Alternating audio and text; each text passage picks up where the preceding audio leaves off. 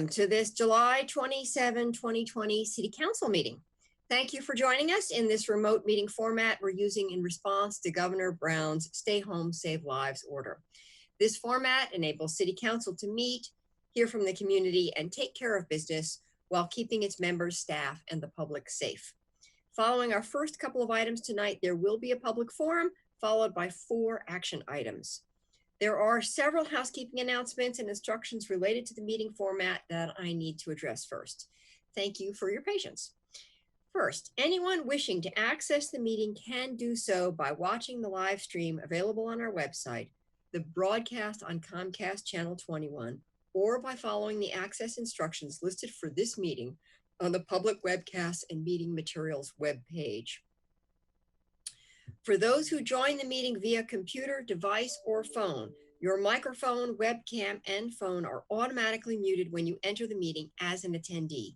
If you wish to participate during the public forum portion of the meeting and haven't already done so, please raise your virtual hand now to join the speaker's queue in one of 2 ways.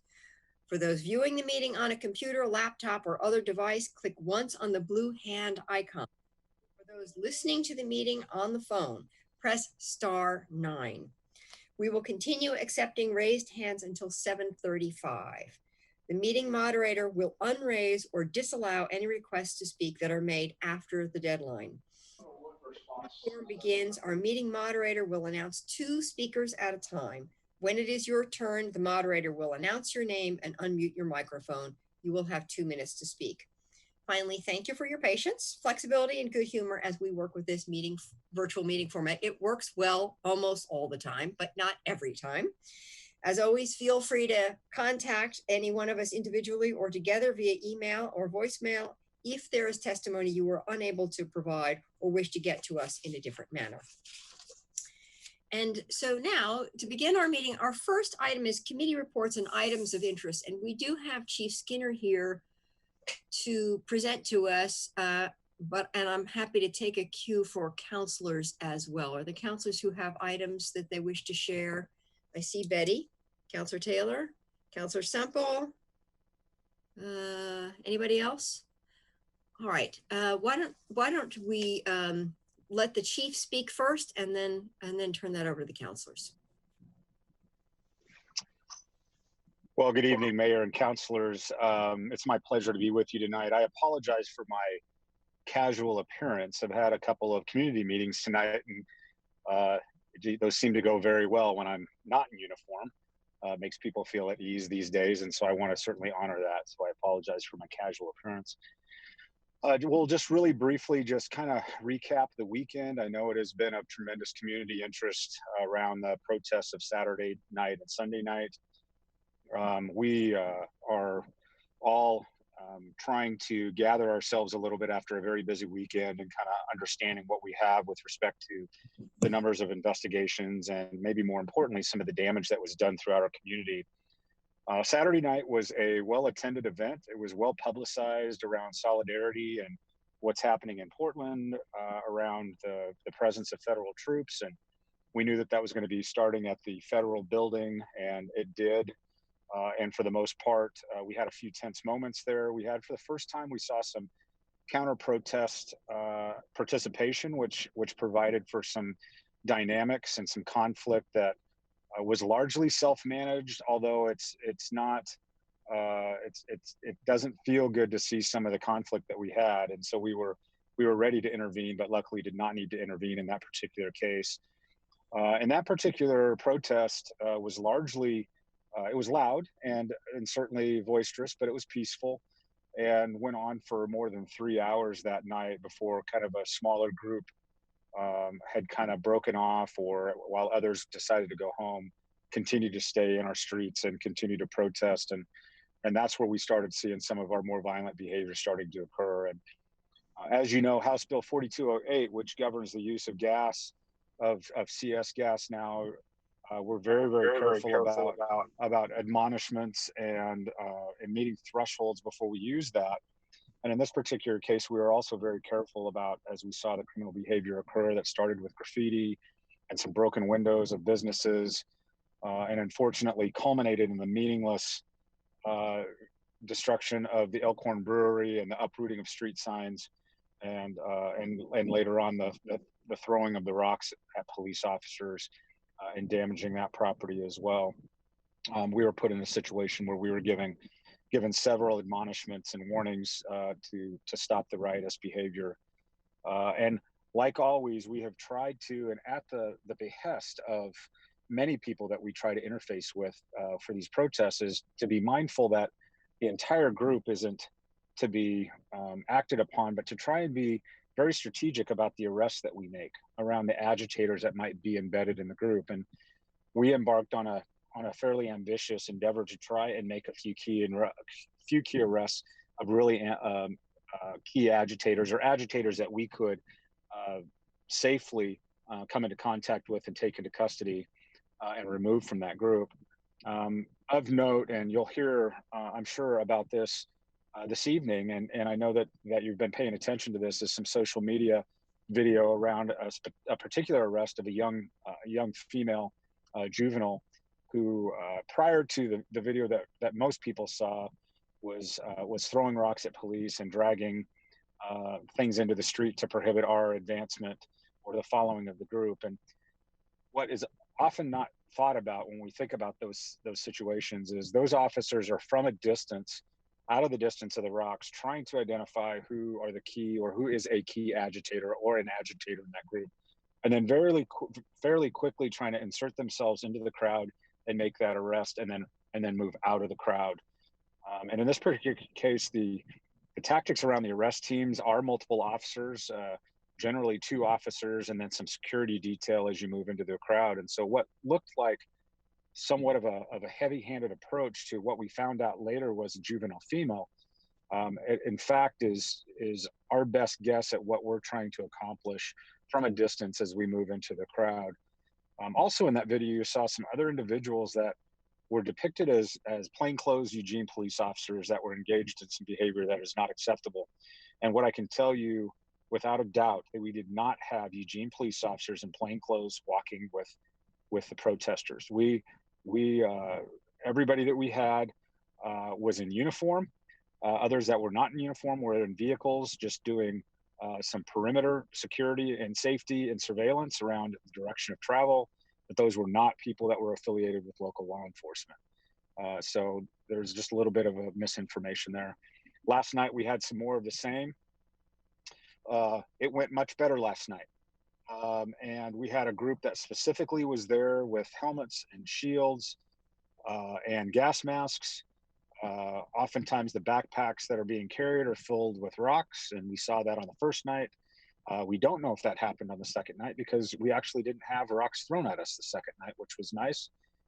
We had a little bit of a stalemate with protesters at the back of the Lane County Jail, where they had made their way through the fence in earlier dates, and actually had a meet in the middle productive dialogue with a couple of our sergeants and some protesters. And while maybe there wasn't a lot they agreed on, I think just the presence of being able to stand face to face and have conversation was helpful in calming that situation down.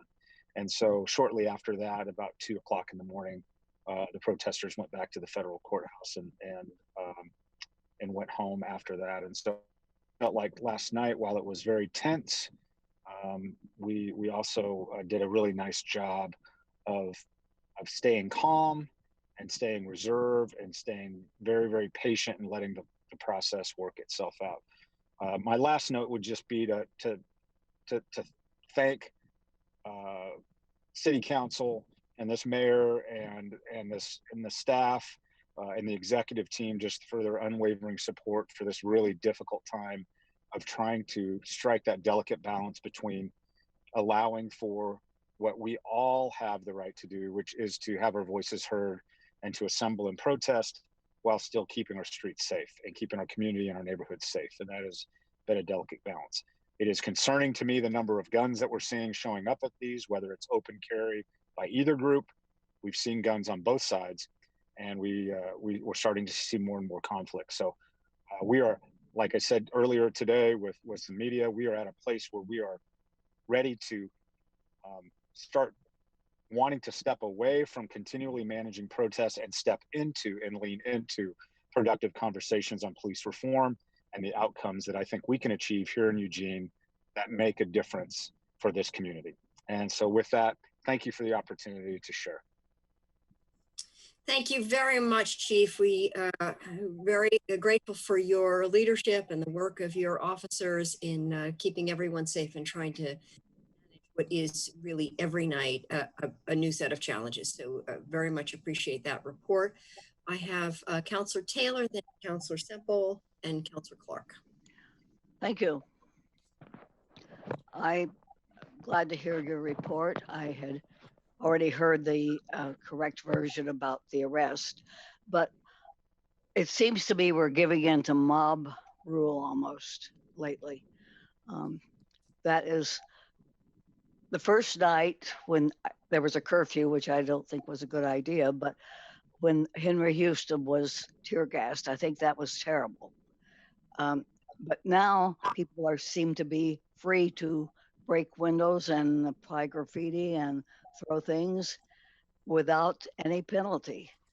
And it seems I've never been in favor of this idea of defunding the police, but it almost seems that we need more police to take care of what's happening.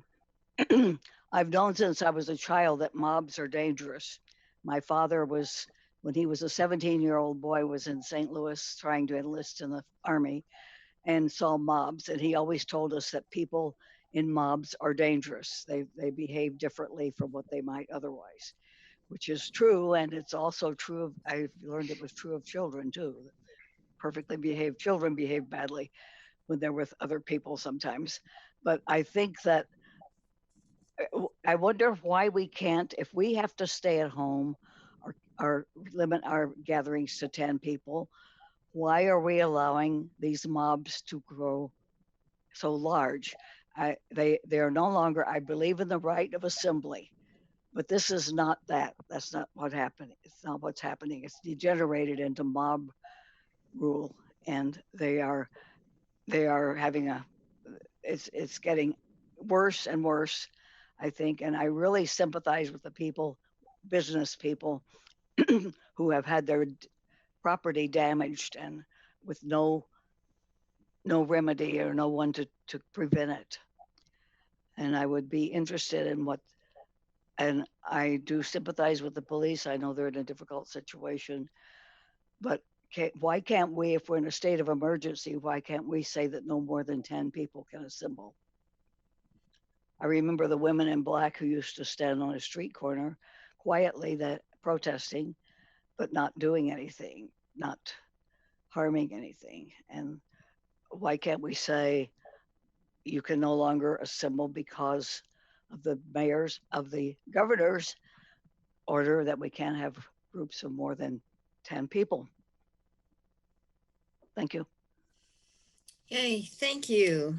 Councillor Semple and then Councillor Clark. Thank you, Chief. Thank you, Councillor Taylor. You know, none of us have ever been through a pandemic, and many of us haven't been through this sort of situation. I want to talk about tear gas. Last Saturday, I had it for the second time in my block. And I saw on the Portland live streams that the respirators with the pink, they seem to be popular, so I might get one. The first time on Friday, May 29th, it was like a surreal movie with 3D vision, taste, and smell. And it was really, really strange, and it was an overreaction. The whole thing was a surprise, and it was a big overreaction. Many of the protesters have asked for no munitions of any kind. I don't like tear gas. I don't like sticks. I don't like guns. Both sides are bringing guns and yet asking us to have police with no guns. You don't need a gun to have a protest. Let's not make a situation where we're think about using it. I know some people think that we need to bankrupt and burn the city to get real change, but I don't. Saturday night was, I didn't see the Elkhorn part. I didn't know that had happened, but then I came back towards my house and passed. And it was pretty nerve-wracking, and there was tear gas. But last night there was a lot of energy, and there was some marching, and then we stood around for a really long time. Well, I was a block away, and it was a standoff, and tear gas was announced, and tear gas didn't happen, and eventually there was talking. That's the way we can make change. I encourage everybody to watch today's press release with the mayor and the chief and Councillor Evans. It's a calm and considered explanation of events and reactions. We've made mistakes and acknowledged them and learned. We are listening, and we do hear you. Your words, energy, and persistence are essential for the work ahead. Our city will evolve and shift, and it will never be fast enough. But this is the moment we've been waiting for our whole lives. We have the opportunity for real, equitable, informed, and innovative changes. We have a mayor, a manager, a chief, and a council who are excited and ready to move forward. Together with you, your insights, knowledge, and passion. Stay loud. I'm going to go over, Alan. Stay loud, stay determined, be open to the new, be open to communication and cooperation. Eugene, together, we can do this. Thank you. Thank you.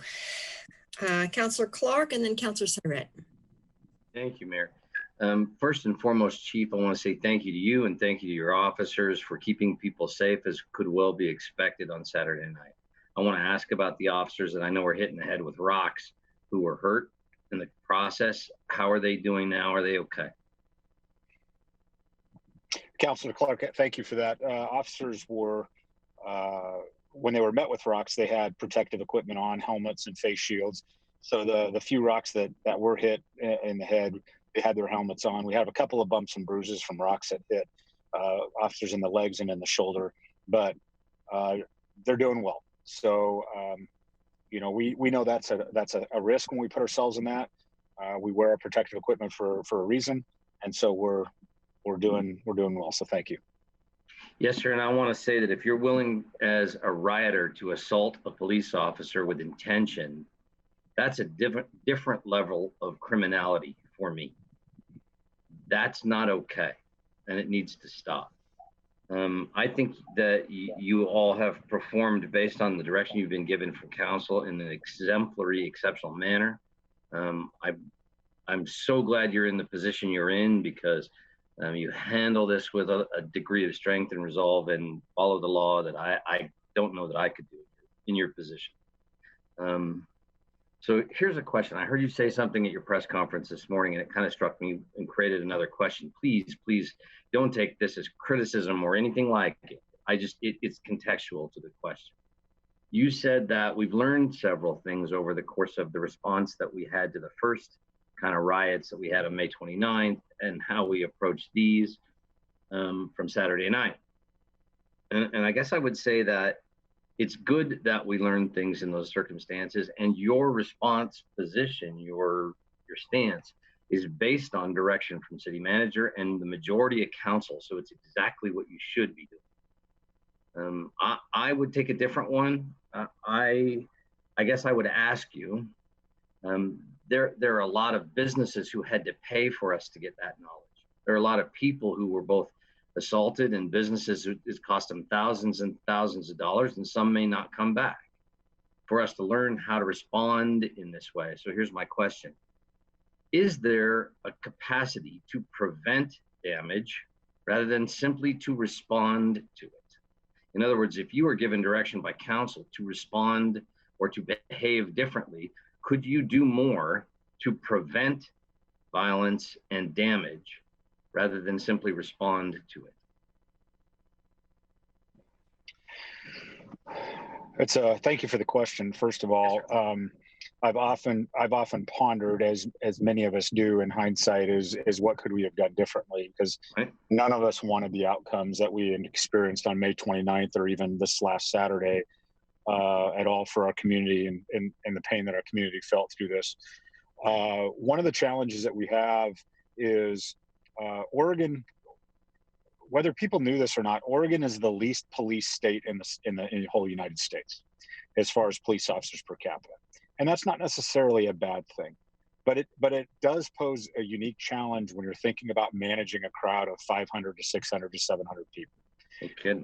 And some of the things that deter that type of criminal behavior is a heavy police presence around deterrence and creating a barrier to that. Now, you run the risk of provoking the crowd when you have that kind of presence. And so when I talk about striking a delicate balance, it's that balance between being seen or not seen at the certain moments. And if there are areas that we need to protect, if there are businesses or corridors in our city that we need to just firmly establish that we are not going to tolerate or allow damage to this area, it takes resources. And quite honestly, sir, we just don't have the number of resources to manage certain crowds of that size. I'm trying to address a particular kind of narrative in the community that if the council gave the manager and you different direction, we might have different outcomes. And I'm hearing you say not necessarily. I would submit that not necessarily. And if directed to do that in good conscience, I would have to try and give you good counsel about what that looks like to officer safety. Thank you, sir, very much again. You guys are doing great. Okay, Councilor Syret and then Councilor Pryor. Thank you. Thank you, Chief, very much for your report and for all your hard work on our behalf. I think once again, you have worked hard to take a measured approach to some very challenging activities on the part of a minority of people. I think people shouldn't be surprised if they are arrested, if they are seen throwing rocks, big rocks at other people, especially police. I also really appreciate what you just said in response to Councilor Clark's questions, that there's also, in terms of when you decide to deploy your officers, there's a question of their safety, the cost-benefit analysis of their safety, as well as the safety of the people that they are being asked to detain or interact with. I also want to commend the sergeant and the activists who decided to actually speak to one another the other night. I think that is amazing. And I really appreciate Councilor Semple's statements around that. And considering the tensions in our community, it's amazing to me that that moment occurred, and it makes me very hopeful. I did have a couple of questions, and I'm sorry I didn't get to hear the statement that you and the mayor and Councilor Evans made this morning, so you might have addressed it there. But did the federal courthouse get vandalized or damaged in the course of the weekend's activities? Not to my knowledge, ma'am, no. Great. And so that's good. And so we may not have to face the circumstances that they have going up in Portland, but I would like to ask your position regarding the use of federal law enforcement and your agency working in coordination with them should the president decide to send troops here to Eugene to respond to these demonstrations. Eugene Police is going to take care of Eugene streets and Eugene community. And I made that very, very clear. In the event that there's some type of push to try and send us federal resources, it is my position that that is an invite-only type of proposition. And I have no intentions of inviting. Now, having said that, our relationship with the federal government is so very important, whether it's internet crimes against children, human trafficking, domestic terrorism, drug enforcement. We have great relationships with those entities to do that very important work. But when it comes to protecting this community, that's our job. Great. I'm really glad to hear you say that. I completely support that position. I really have grave concern that what's happening up in Portland is, the federal forces there are being used for political reasons by the president. And I don't think our police department should get drawn into such dynamic. And I think you're right. Protecting our city is our police force's job. And I'm really glad that you mentioned the cooperation that we have with federal law enforcement. It is super important. And things like what are happening up in Portland, I think, can really damage that relationship in a way that people might not be aware of, and then harm our community in other ways, like you said, in terms of, you know, trafficking and online crimes and things that are much less apparent to the general public than demonstrations in the street are. So thank you, Chief, for your service. Thank you. Okay, we have Councilor Pryor, then Councilor Evans, and Councilor Zelenka. Thank you, Chief. I really appreciate the balance and restraint that you're trying to show as you respond to the situation. It's not an easy one because it's not cut and dry. It's not clear. I remember when we were at the beginning of this month reading from the Bill of Rights. The right of free speech and the right of assembly are in our Constitution. And so I do not want to in any way infringe or try to impede the right of assembly, protest, and speech. And I don't think anybody on the police department wants to either. And so I think that is, and has been up until now, a principal way that we have created some new thinking, some necessary new thinking that needs to take place. And I, for one, appreciate the fact that my thinking has had to change as a result of the protest and the voices and even being involved in the protests and marching in them. And I think keeping that protest and that speech alive is an important thing to continue to reinforce our need to change. And I believe we have heard that message and we do want to change. It's not a matter of if, it's a matter of how and when, and to do it cooperatively and collaboratively. And so that's the distinction I want to make. There is protest and assembly and speech. And those are things that I absolutely want to protect and support. But there is also violence and destruction. And that's an entirely different thing. And so while I want us to protect and defend the right of assembly and speech and protest, I absolutely cannot support violence and destruction and the things that go with that. That to me is not constructive. It's not collaborative. It's not how you get to a solution. It's an act of frustration. And I can appreciate frustration, but I still can't allow or condone the acts of violence or destruction. And I think we need to work very hard to keep the desire to support legitimate protest apart from people who want to destroy. Because as long as we allow them to get mixed up together, we're defeating the ability for legitimate protest to take place. I support protest. I support the desire to have voices heard as a way to create constructive change. I cannot and will not support destruction and violence as the desperate act of somebody who doesn't think change will happen any other way. It will, but it will only happen through cooperation and collaboration, not through violence and destruction. Thank you. Councilor Evans and then Councilor Zelenka. Thank you, Mayor. Chief, I'm going to say this again. When we spoke on the phone this weekend, thank you for your leadership and making the necessary adjustments with the response based on what happened on May 29th. So we didn't have a repeat of that. The Black Unity Group has conducted themselves in an exemplary way. They've been peaceful.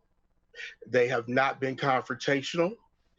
But there are other folks out there, as we well know, that have attached themselves to Black Unity, or are free agents, so to speak, that are using this as leverage for other agendas. So here's my question for you. How do we not become Portland? How does council help you and the police department and the whole city, for that matter, for Sarah and her staff and everybody else? How do we not turn into Portland because I really don't want that to happen here. They've lost control up there. It's a free for all.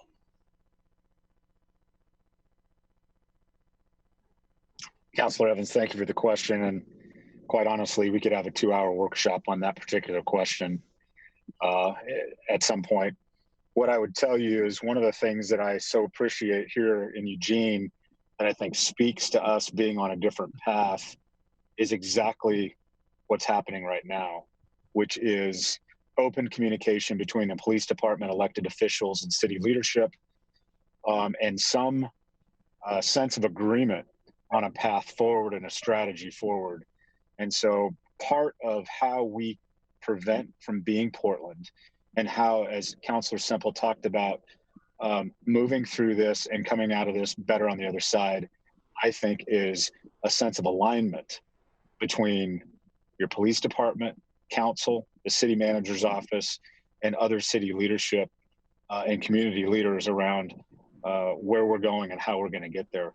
I think you see a real absence of that and a real fracture in the relationship amongst the leadership up in Portland. And one other thing before I end my time here, you know that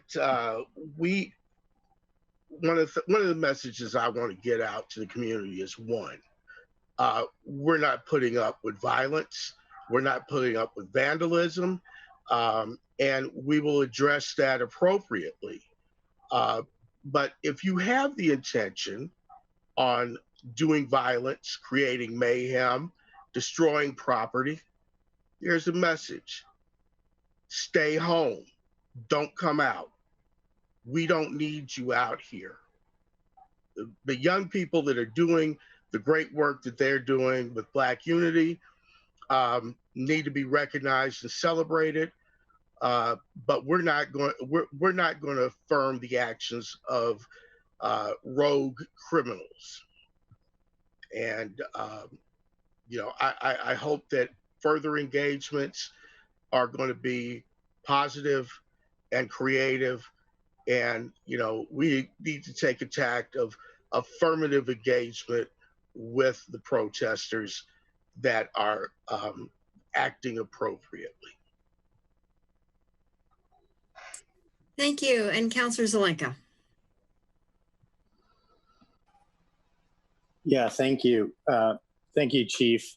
And thank you to the police officers and EPD for keeping us safe.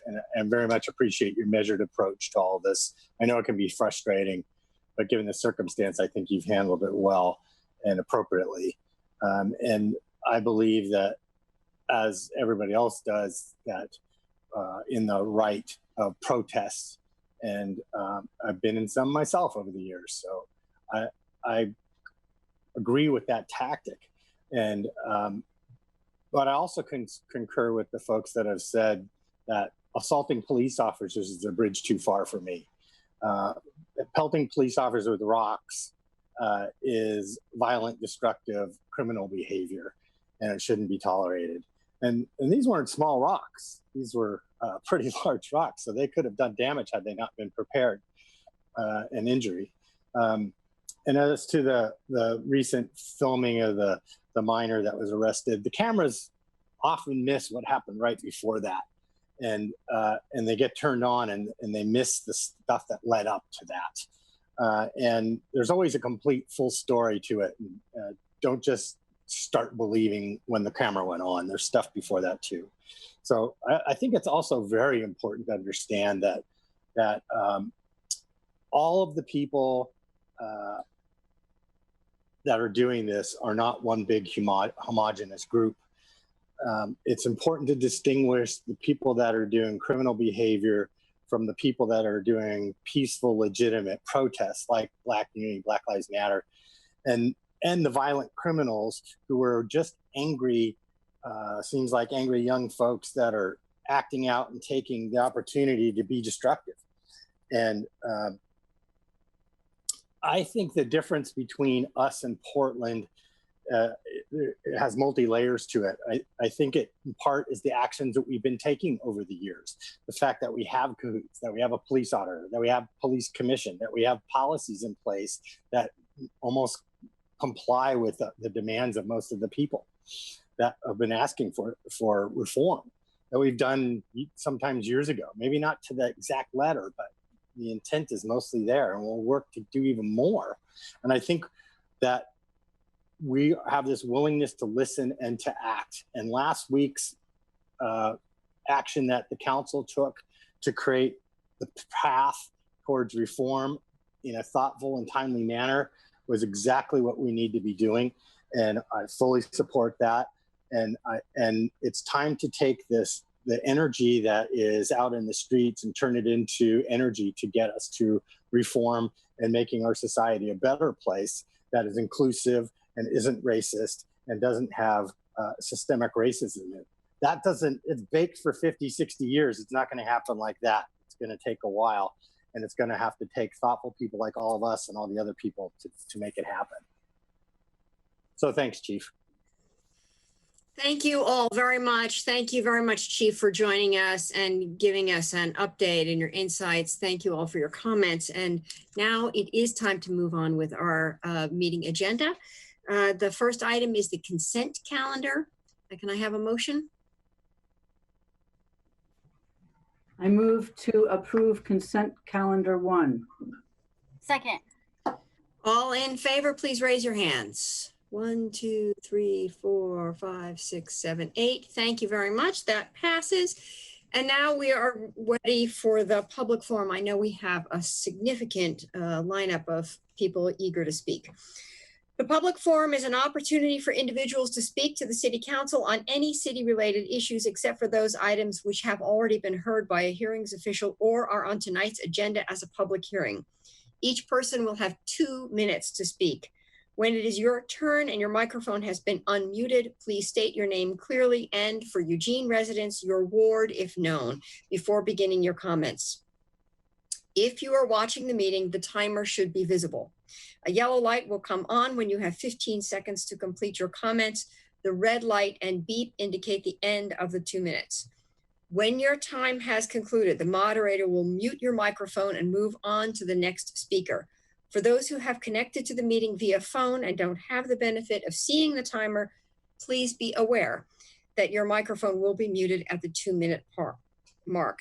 And I know we have a large number of people signed up, and so I want to remind you all that the public forum will be limited to 90 minutes. So if the number of speakers approaches or exceeds the time we have allotted for the forum, we encourage you, all of you speakers, to abbreviate your remarks in order to leave a little time for the people in the queue behind you so that we can hear as many as possible.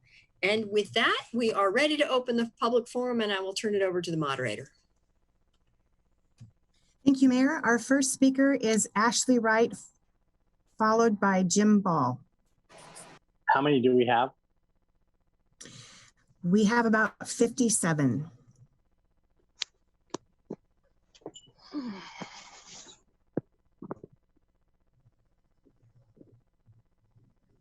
Ashley, are you ready to give testimony? Yes. I'm not sure this is working. We can hear you. Oh, okay, great. So just a couple of short remarks. One is just a short response to the to Betty Taylor's comment about gatherings of 10 people. That applies to indoor gatherings. I just went to Oregon.gov to check, and as of mid-month, there was no particular upper limit on outdoor gatherings. A lot of information flying around is easy to forget. I just wanted to put that out there. Another is on the topic of star voting. I'm a huge fan of star voting. It allows for complexity. Our political system often doesn't allow for complexity, but with star voting, you can express that you like a certain candidate for certain reasons and another one for another reasons. And, you know, we all know how star voting works, but I'm in favor of it. And I forgot to say I'm Ashley Wright and I'm in Ward 1. And lastly, okay, so what happened with Elizabeth Deffenbaugh a couple weeks ago, she was protesting long story short, was, arrested, put in a police car that was very hot. The windows were up. She got so hot, she was throwing up. Later, she was throwing up blood. She did go to the hospital before going to jail, but that whole situation was so gnarly. And I'm not an expert in, what to do after something like that happens. But that happened, and that should not happen. And that's all my comments. Thank you. Thank you. Our next speaker is Jim Ball, followed by Alexi Miller.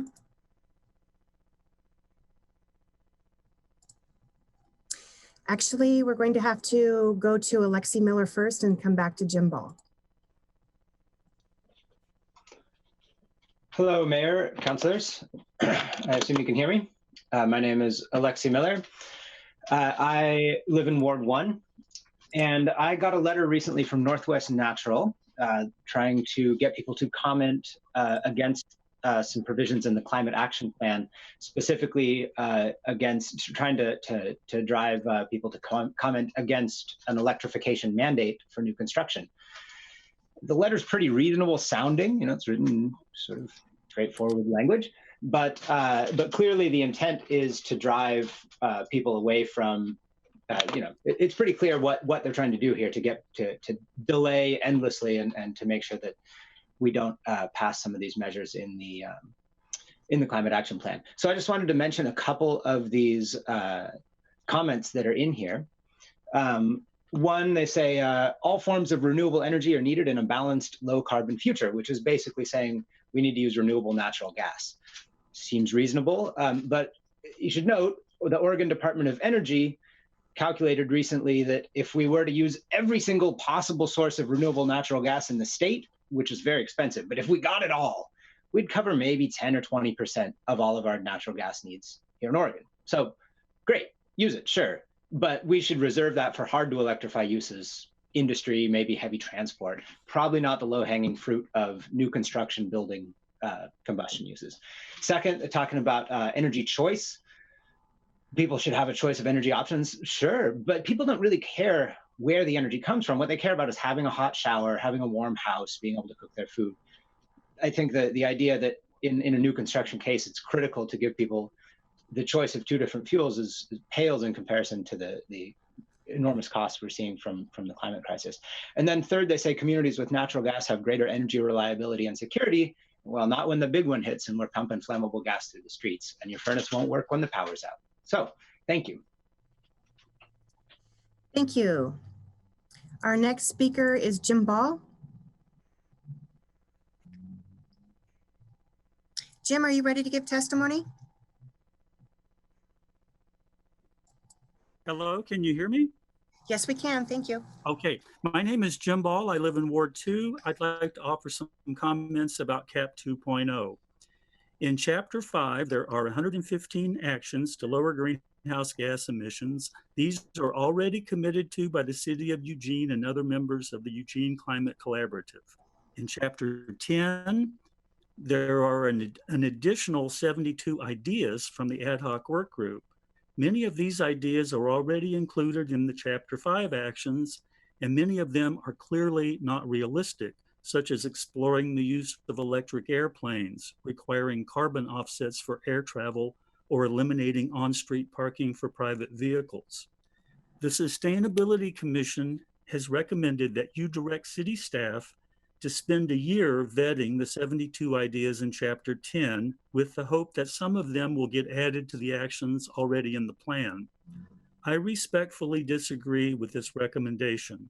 I would rather see city staff and the Sustainability Commission spend the next year trying to implement actions already in the plan and setting up procedures to monitor our progress toward our goals.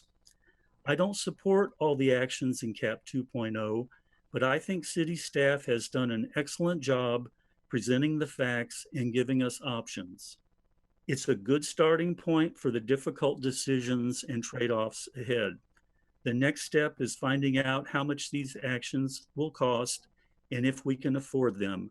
Let's not delay in getting started on that part of the process. Thank you very much for listening. Please be healthy. Thank you. Our next speaker is Maggie Dixon, followed by Jim New. Hi, I'm Maggie Dixon. I'm a resident of Ward 2, and I would like to comment on your budget for, or your funding removed in fiscal year 21. And it says main subfund 011, Cahoots was provided a one-time funding for additional hours for services. And there was an increase by 58% of community need for Cahoots, but yet again, they did not receive enough staff for this funding. And so it is recommended that this service was not achieved. So I'm just kind of wondering of like, what is the goal for Cahoots with Eugene and City Counciling, as it has been like the model now nationwide in terms of abolition in the US.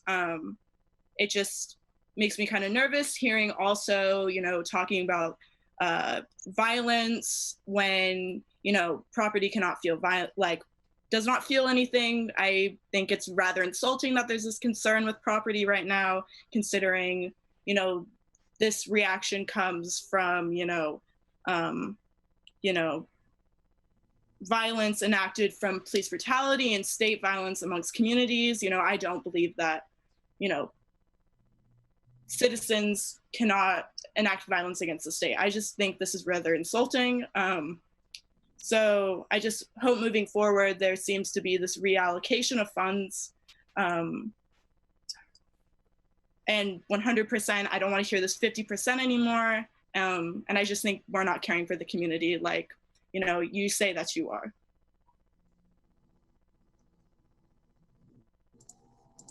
Thank you. Our next speaker is Jim New, followed by Ken Dragoon. Good evening, Mayor, Council, and City Manager. My name is Jim New. I live in Ward 7. Can you hear me? Nod if you can. Great, thank you. It appears Northwest Gas is inciting public disapproval of the climate action plan based on the premise that it would ban the use of natural gas in new homes and businesses. This is without explaining a natural gas phase-out process, carbon emission increases with continued use, and the adverse effects of gas emissions on the environment in their mailer and in today's Register Guard. Considering the time of the franchise agreement negotiations with the city, Northwest Gas seems to be using public discourse in order to influence the negotiations of the franchise agreement. They did not mention in their newsletter that they are in negotiations with the city, and as a non-gas customer, their flyer would strike me as a negotiation tactic. Their vision of a carbon neutral pipeline using renewable natural gas by 2050 is a vision because it is composed of a fossil fuel product that cannot be carbon neutral. This statement begs to ask how much carbon is combusted in the next 30 years in Eugene between now and 2050. In 2018, Oregon Department of Energy determined best case scenario would be a 10 to 20% RNG by 2050. Not stated in the newsletter are the harmful effects to humans from the combustion of gas appliances such as stoves, cooktops, fireplaces, in indoor spaces. Emissions of carbon dioxide, nitrogen oxide, and formaldehyde are released to dangerous levels within interior spaces with exhaust hoods, resulting in increased levels of asthma in children and adults, cardiopulmonary effects, and contributes to diabetes and lung cancer.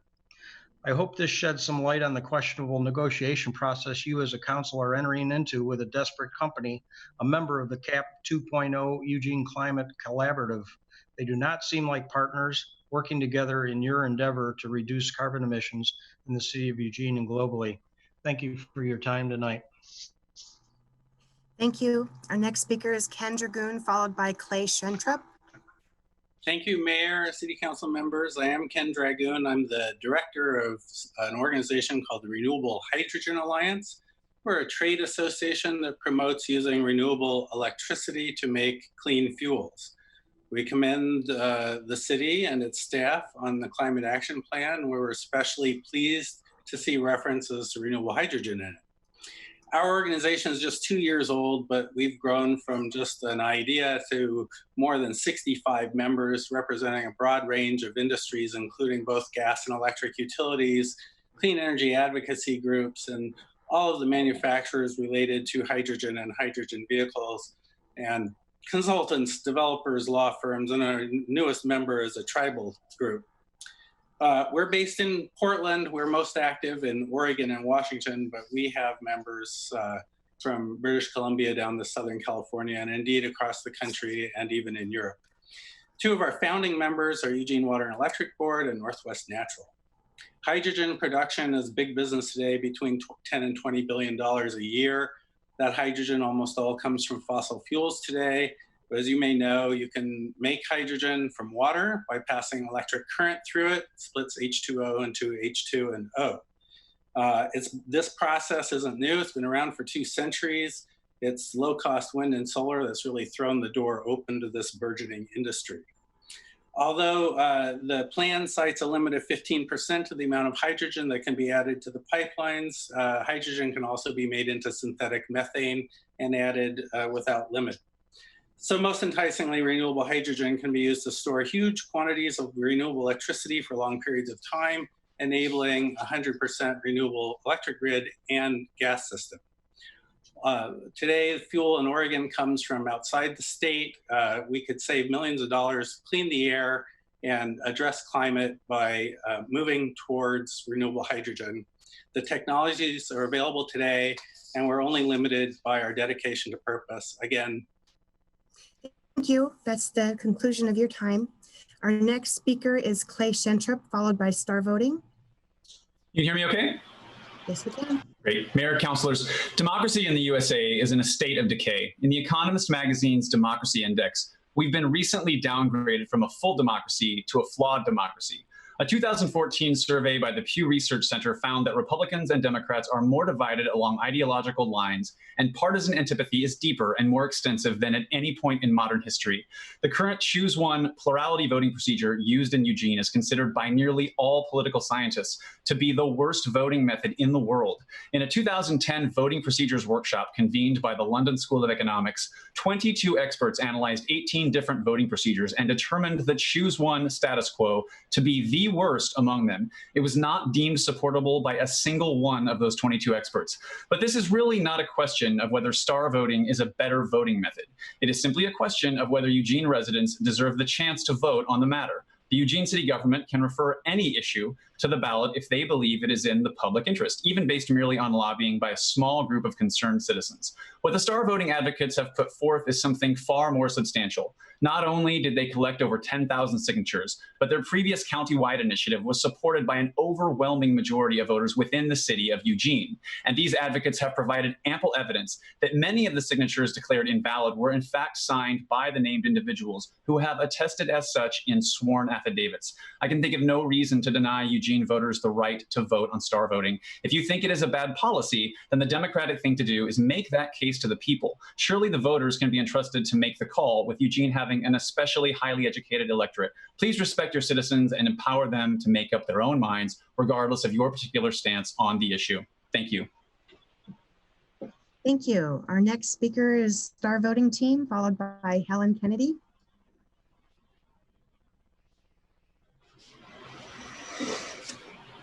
Star Voting, are you ready to give testimony?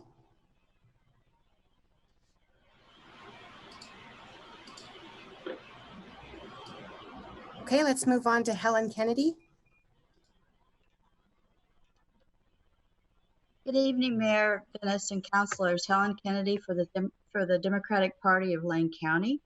In January of this year, our members passed a resolution calling for the city to adopt plans, policies, codes that are sufficient for the city to reach its 2030 goals for greenhouse gas emissions reductions in an equitable manner.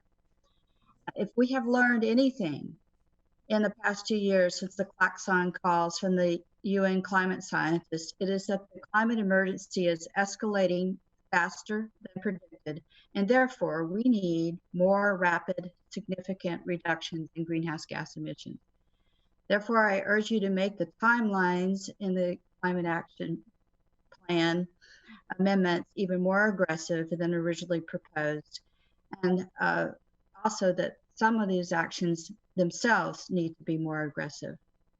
Moreover, the climate plan will not be effective unless the City Council adopts new building codes for energy efficiency. Further, it needs to prioritize transportation projects for sidewalks and bike lanes. It should update its transportation plan to meet the requirements of the stalled 2018 statewide transportation planning rule. This rule will be adopted in the next year, and Eugene should show leadership by adopting the content of it now. Also, for the next 5 years, Eugene should prioritize local, state, and federal funds for bike lanes and sidewalks and ensure that all those proposed projects meet that criteria, and particularly those projects that come through the statewide transportation improvement program. Thank you very much. Thank you. Next speaker, Star Voting, followed by Malcolm Wilson.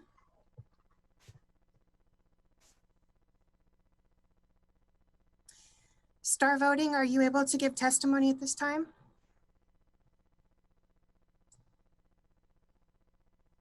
Okay, we will move on to Malcolm Wilson. Hello, Mayor Venus and City Councilors. Can you hear me? Yes, we can. My name is Malcolm Wilson, a resident of Councillor Zelenka's ward. I'm also Director number 2 at large for the Upper Willamette Soil and Water Conservation District. I introduced myself to you in this forum on September 9th of last year and let you know that changes were afoot in the district. The Upper Willamette District comprises about 3/4 of Lane County and the source of all drinking water for Eugene and Springfield. Traditionally, the district has served the agricultural community. Since last fall, the board and staff of the district has re-examined this traditional mission. We have met with a wide and diverse group of stakeholders, including watershed councils, EWEB, representatives of local government, including the City of Eugene, and many nonprofits to determine conservation needs in the community. The district learned that when it comes to natural resource conservation, the rural cannot be separated from the urban, and that support for conservation services comes from the cities. That's why I'm here. As a result of this process, we have identified 3 basic areas to focus on: water quality, forest health, and conservation services. Presently, the district works by short-term and unreliable funds in grants. Last week, however, the board met and unanimously voted to place a measure on the November ballot requesting a permanent tax levy not to exceed 7 cents to the thousand. We are not the first district in Oregon to seek a tax levy. In fact, 13 soil and water districts in Oregon, including most of the districts of the Willamette Valley, now have permanent funding. I will be contacting you in the next couple of weeks to provide you with further information. I hardly need to say that your support will be vital in passing this important measure. Thank you. Thank you. Our next speaker will be Malcolm Wilson, followed by Erica Lyon. And Star Voting team, I will loop back to you in about 5 minutes to see if maybe we figured out our technical issues. I have already addressed you. Tony Martins, are you ready to give testimony? I am. Tony Martins, Ward 3, Chief Petitioner for Star Voting. Thank you for your service to the people of Eugene. As an educator who teaches math, I support Star Voting because it is simply the correct answer. It is the voting system that puts in office those who best represent their constituency. It's the voting system where the strategic vote and the honest vote most closely align. But I do not ask you to put this on the ballot only because it is the best thing for our democracy. I ask you to do it because it is the right thing to do. The voters themselves refer this to the ballot, but Lane County elections chose to disenfranchise members of the citizenry of Eugene who did not pass their handwriting test. Although we sought and secured affidavits from the petition signers whose signatures were found to not match the signatures on file, Lane County elections did not overturn their ruling. This is wrong. At best, it is a capricious disenfranchisement of voters. At worst, it is discrimination against those who have difficulty for medical or other reasons replicating their signature to the standards of Lane County elections. I ask of you, please right this wrong and refer Star Voting to the ballot. It is the democratic, good thing to do. Furthermore, the standard of collecting 8,091 signatures, a large chunk of the voting population of incorporated Eugene, in just 100 days is extremely difficult to reach without the financial support necessary to hire paid petitioners, of which even we had some. This all but requires the rubber stamp of a wealthy or person or entity to get something on the ballot in Eugene, which is oligarchic and undemocratic. I also ask that you revisit this 100-day standard. I'm not sure what purpose it serves, as I doubt that people change their minds about things so frequently that their opinion is invalid in just a few months. Ballot measures certainly last longer than that, so why not petition signatures for those ballot measures? Even 2 years would be reasonable for this purpose. Thank you for your time. Thank you. Our next speaker is Erica Lyon, followed by Julia David. Hello, my name is Erica Lyon and I live in Ward 6. I would like to encourage you to put star voting on the ballot because it provides Eugene a unique experience to be a leader in the state and in the nation. In fact, if star voting were implemented nationwide during a 2016 election, we wouldn't have had an election like we did. We wouldn't have had Bernie having to drop out of the race in order to avoid splitting the vote with Hillary. And we also wouldn't have had people trying to avoid voting for the lesser of two evils between two candidates that were unpopular among the voting populace. So I would like to encourage you to allow us to vote on this process ourselves for a voting system that allow us to express our voice to capture a greater representation of a candidate's popularity and to allow us more of a say in our democracy and allow us to vote with our conscience. And we have this opportunity, this unique opportunity to be the model for the rest of the nation potentially. So if anything, allow ourselves that opportunity, allow the citizenry to put that up for a vote. And again, this isn't, I'm not trying to say why you should vote for it right now, vote for star voting. We're just saying to put it on the ballot to allow us to vote for it. Thank you. Thank you. Our next speaker is Julia David, followed by Nara Riker. Hi, thank you for your time. I live in Ward 3 and I also support star voting and fairly aggressive environmental protection policy. But today I want to talk about something that Council Clark brought up, which is preventing damage. And the answer is by listening to people and making them feel protected and connected rather than afraid of those who hold authority and are in power. For example, by reallocating all $59.5 million of the police department in the general fund to communities, to $23.9 million from the community. Julia, I'm sorry, we're losing you. I'm going to. Community safety payroll tax order. Whoops. Julia, are you still there? Yes. Go ahead, I'm sorry. All 23.9 million from the Community Safety Payroll Tax Ordinance Fund allocation is delayed as the current initiative now stands, and a new rights commission in Eugene, Board J teachers, local transformative justice and racial justice experts, and local BIPOC-led organizations decide how to reallocate, oversee all 83.1 million towards a new safety initiative instead of the pre-existing Community Safety Payroll Tax Ordinance. Also, I heard Council Member Clark say that Chief Skinner stuck to the law in a way that he didn't know if he couldn't, and I feel like that kind of says it all. In the case of Elizabeth, no one wants excuses or wants people on the job who do not know how to de-escalate situations. Last, I don't really like how the protests are being framed as mobs. If you want to see it that way, then what about the principle of protecting people from the tyranny of the majority? Because thank you. That is over time. Our next speaker is Nara Riker, followed by Zach Mulholland. All right, thank you. Can you hear me? Yes. I would like to start off by thanking Claire Surratt for speaking with us the other day in the park. I appreciate that a lot. I would also like to acknowledge that I'm a white person trying to help speak on a Black movement, and if anything I say is incorrect, I hope the BIPOC leaders can correct me. I want to speak on the protests that happened Friday night. I believe the Proud Boy presence and the frustration with the fact that there hasn't been any progress in defunding police were a big factor in the unrest we saw. But I believe the main factor is what we have been all seeing in Portland. I have firsthand witnessed the aggression of the federal stormtroopers and the violence they inflict. Trusted reports have confirmed that feds did gas protesters at the end of the night here in our cute little hippie town.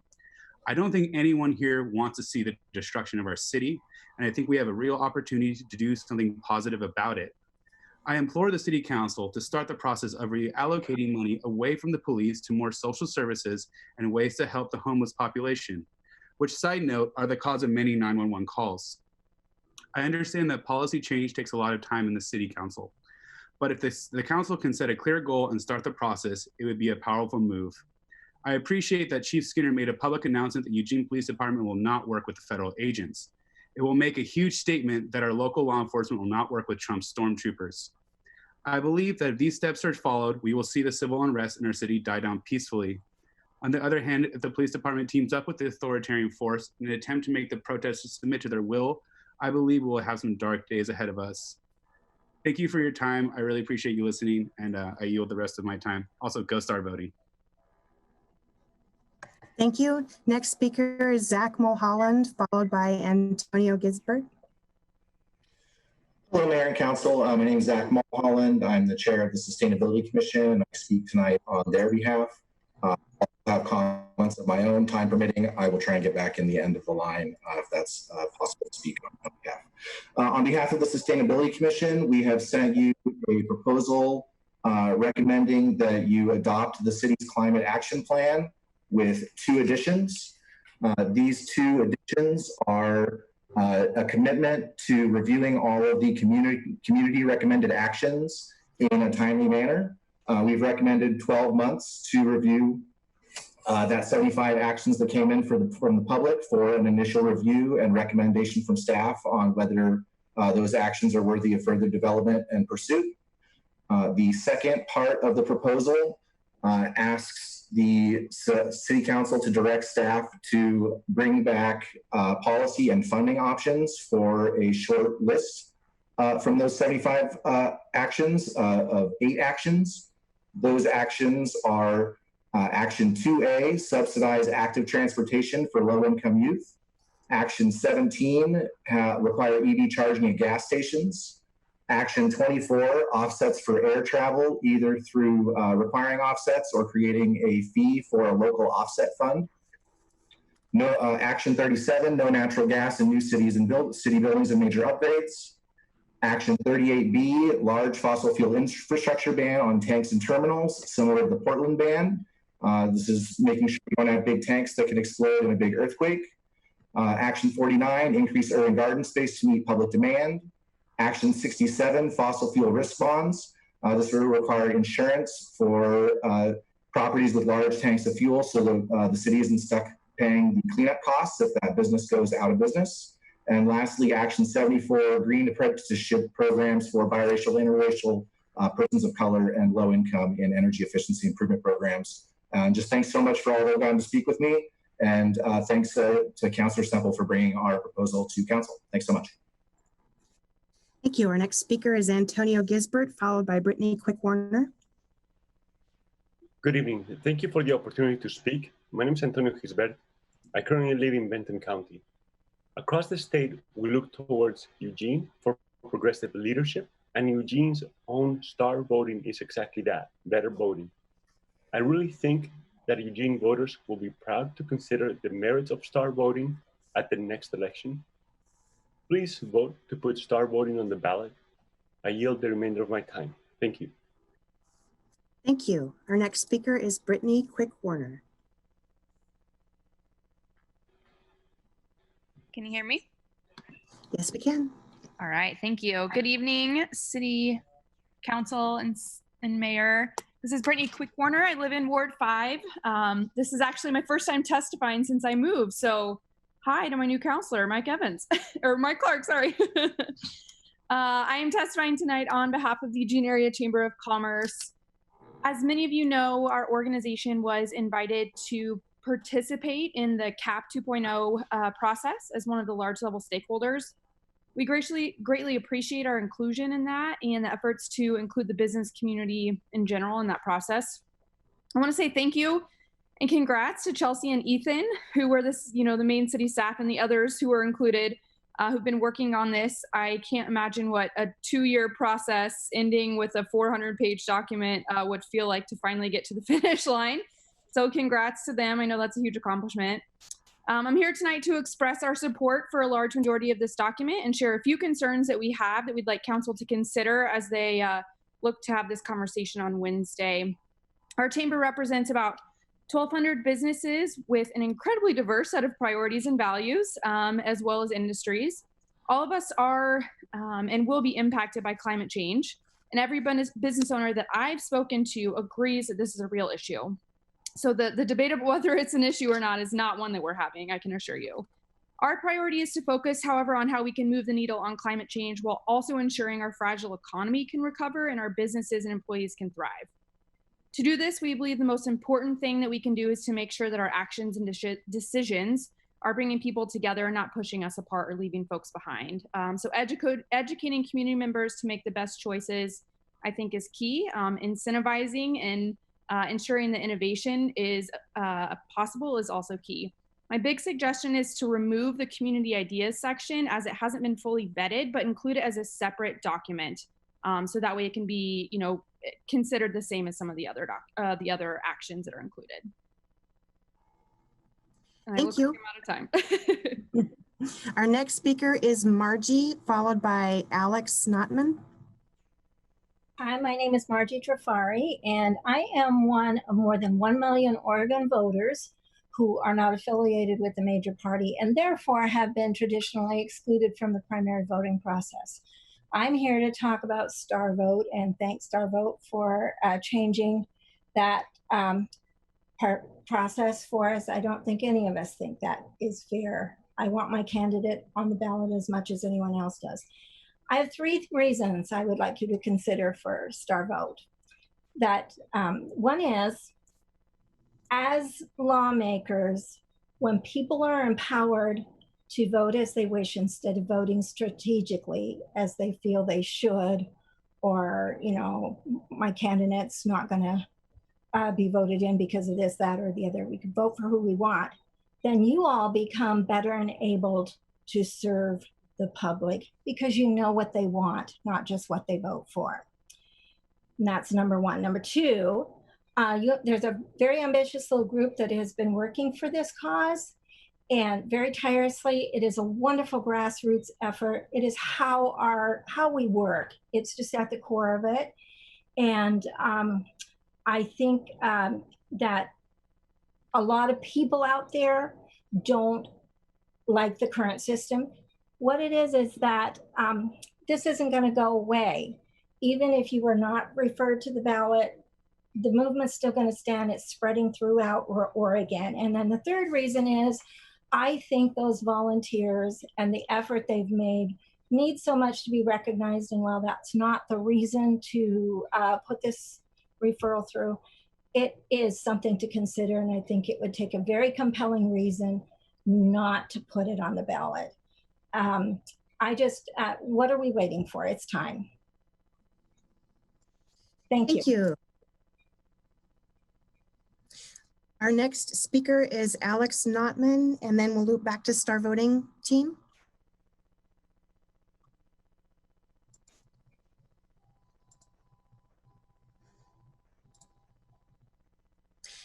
Hi. This message, of course, is for City Council, but more importantly, it is for all the people listening tonight. I have 4 points to make. The Eugene Police Department takes orders from the City Council. The City Council should not be deferring to Chief Skinner. Listen to how they speak to the chief about tear gassing and shooting rubber bullets at our citizens. They apologetically ask him not to, if at all. It sounds like Chief Skinner is the boss of City Council. With that said, this weekend, 4 adult men, police officers, tackled a 14-year-old child at a protest for allegedly kicking a trash can. Meanwhile, this weekend, a counter-protester held a gun to another protester's head, and it took hours for the EPD to arrest him. Council, you are in charge of the EPD. How will you hold the EPD accountable for this biased use of aggression? Number 3, only 2 city council members refused to sign a joint statement in solidarity with the Black Lives Matter movement, Betty Taylor and Mike Clark. Tonight, Betty Taylor used the term mob rule. Mike Clark makes blanket statements about riots and violence when the chief just said the protests have been mostly peaceful. Your language is irresponsible, ignorant, and dangerous, and you are parroting Trump. Number 4, every time you see Councilor Mike Clark snicker, hearing a Eugene citizen express concern over a matter like climate change or Black Lives Matter, or flippantly joke on Facebook about how he's making Rice Krispie bars during a council meeting, for which he is compensated by the taxpayers of Eugene to attend, remembers that he thinks he is untouchable.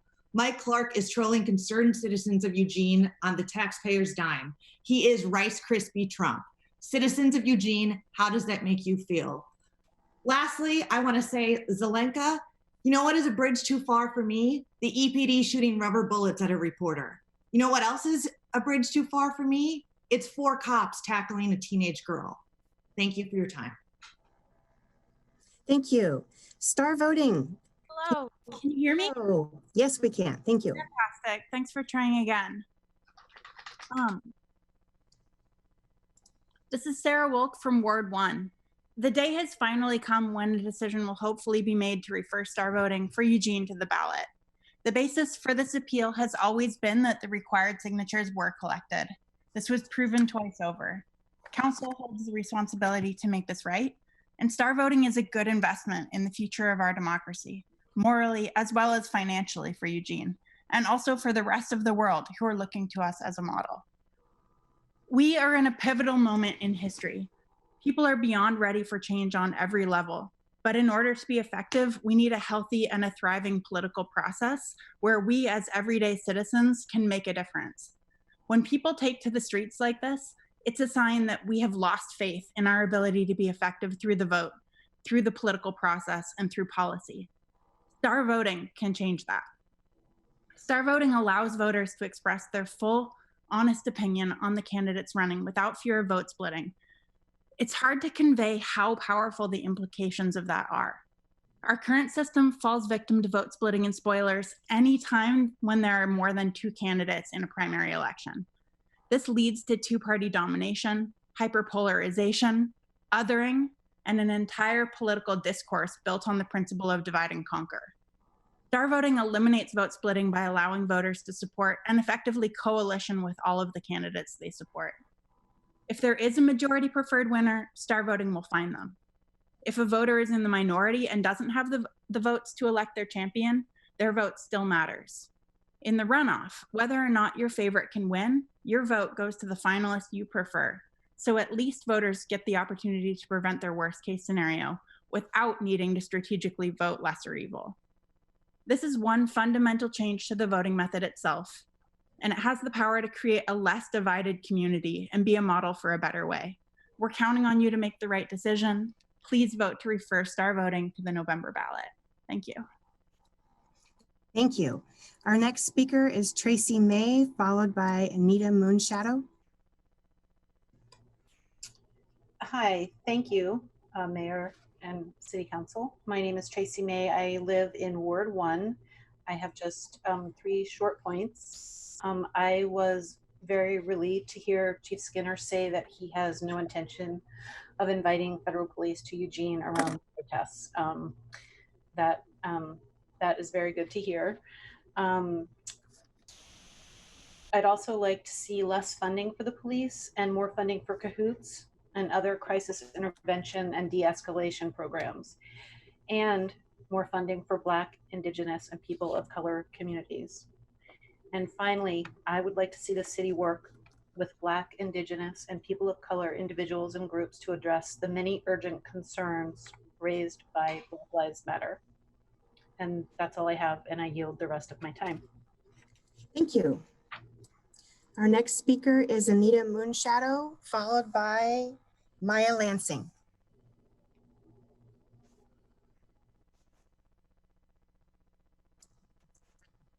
I'm sorry, Anita, can you join us now?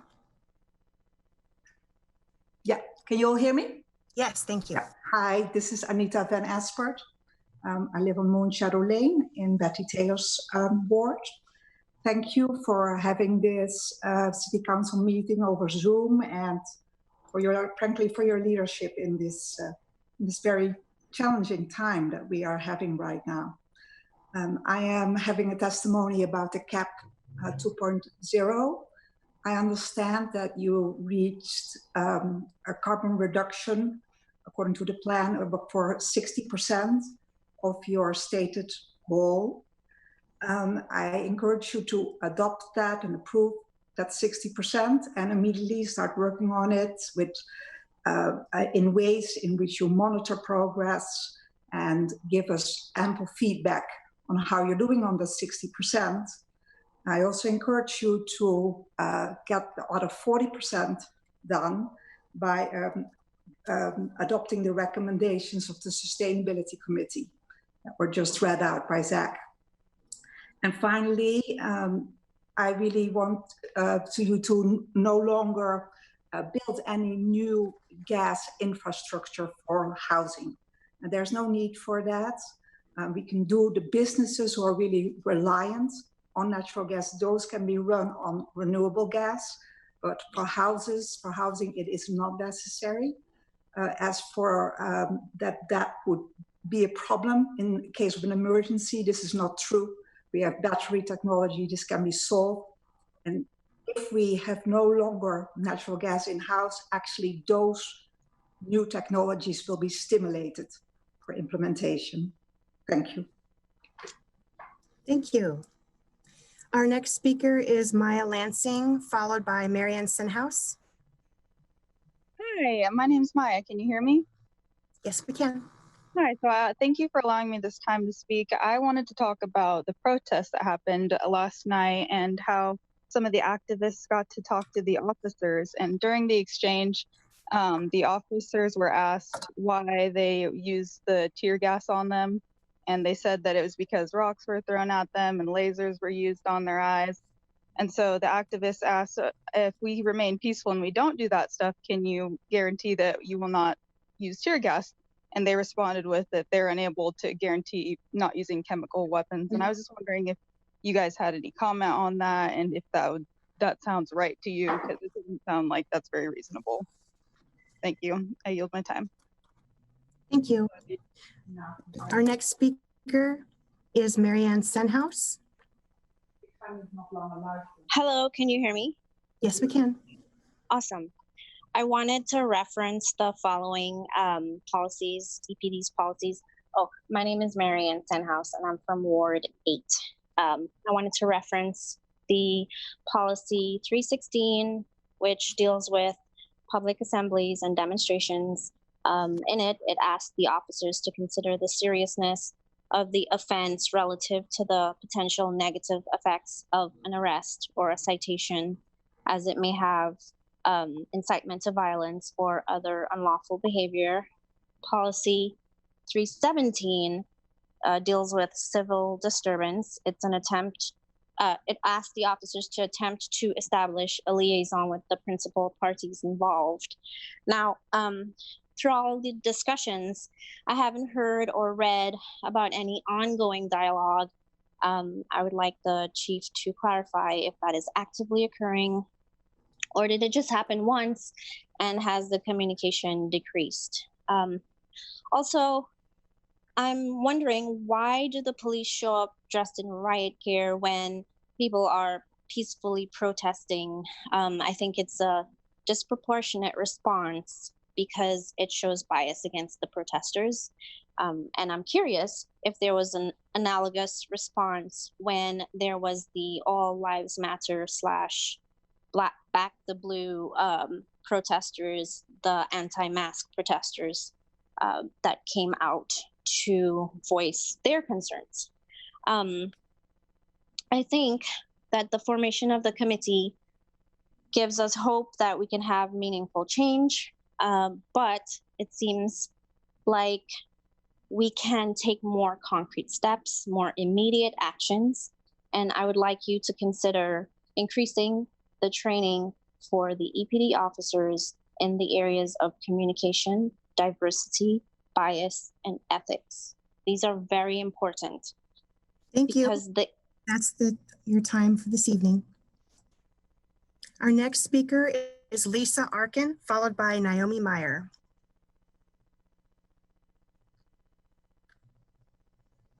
Lisa, are you with us? Here, can you hear me? Yes, thank you. Lisa Arkin, Ward 1, and I'm speaking on behalf of Beyond Toxics and in cooperation with our partner, the Eugene Springfield NAACP, on the Climate Action Plan. We hope to see the CAP continue to evolve over time. And to that hope, we want to draw your attention to two aspects of the CAP. Our first point is that the CAP describes many productive partnerships with other government and civic institutions, for example, Lane County, LTD, and other school districts. But there's one that's noticeably absent, and that is the Lane Regional Air Protection Authority. One of the negative impacts of a warming climate is increased air toxics and more bad air days. Poor air quality, in turn, takes a large toll on public health, particularly for communities of color. For example, exposure to dirty air has been definitively linked to increasing the risk of getting COVID-19 in impacted communities. LRAPA must be called upon to serve the city as a partner in reducing greenhouse gas emissions. And that is because LRAPA is the sole governmental agency with the responsibility to regulate and monitor greenhouse gas emissions through their air quality permitting program. Secondly, we urge City Council to acknowledge that the CAP lacks a definitive strategy with details and timeline to reduce and eventually eliminate the use of natural gas, a fossil fuel derived from fracking. In Action B1, there's a high level of ambiguity regarding the Northwest Natural Gas Franchise Agreement. It doesn't provide an adequate or clear pathway on how the city plans to use this action to reduce greenhouse gas emissions, and it shouldn't be used as a placeholder in the CAP. The CAP needs to ensure that the city is strongly committed to the transition away from frack gas and in an equitable manner. That being said, the City Council needs to do more of an assessment of the potential costs that may negatively impact low-income and medium-income homeowners, renters, and small businesses. So we recommend a strategy to transition off frack gas based on a reasonably speedy phase-out timeline. Thank you. That concludes your time. Our next speaker is Naomi Meyer, followed by Cody Rosenberg. Hi, my name is Naomi Meyer, and I am giving testimony to stop the park blocks and farmers market projects. I am a local visual artist in Ward 8, and I have been involved with art and cultural activities in the downtown park blocks, planned by Cultural Services in the City of Eugene, the Lane Arts Council, and the Arts and Business Alliance of Eugene. In 2019, the City of Eugene invested a 6-month concept design and public involvement process to redesign the park blocks.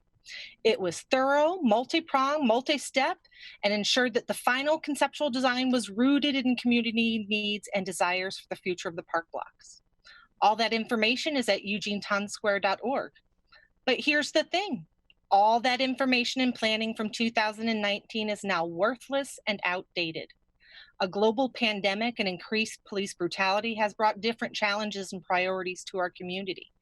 It's time to pivot. Instead of remodeling landscapes and buildings, we should shift all of our resources to supporting our community members and address the injustices affecting them. Grassroots mutual aid organizations have sprung up to provide equitable support among ourselves as community members. If we really want to create a safe and vibrant community, we should understand that no one has to peacefully protest their genocide. We should suspend the use of paid administrative leave for cops under investigation. We should withhold pensions and don't rehire cops involved in excessive force violations. We should require cops to be liable for their own misconduct settlements. We should withdraw participation in police militarization programs. We should prioritize our spending on community health, education, and affordable housing. It's time to stop demanding a level of peace from the protesters that you don't demand from the police. That's why this cycle of violence never ends. Go start voting. Thank you. Our next speaker is Cody Rosenberg, followed by Corey. Cody, are you ready to give testimony? Yeah, I am. Sorry, I had to unmute it. Yeah, I'm Cody Rosenberg. I'm in Ward 5. I've been living in Eugene for 14 years. I'm white. I'm a teacher, father, husband. I'm a bike rider, and I'm chiming in here because of that emotion I had when I first saw that video of the young woman who was tackled by the police officers. I don't know the whole story. Of course, I only had that short glimpse into what happened there, and maybe she did push over a trash can or something earlier than that video started. But I think what got me was just seeing the young man riding his bike in front of some guy in what looked like a Desert Storm flak jacket, basically just cold cock this kid in the face while he's riding his bike. And if those police were right there ready to tackle this young lady, they surely would have seen that this gentleman punched this young man on the bike, assaulted him. And yet, of course, as we saw in the video, as far as I can tell, did nothing. And that's the thing that when I keep seeing how what it looks like to me is the collaboration of the police with these All Lives Matter, Blue Lives Matter, Proud Boys group of people that end up coming out to these protests, and that's the thing that just continually drives the agitation of the people who are involved in these protests, in my opinion. And as a father, I'm livid, I'm enraged by seeing that and seeing no reaction by the police.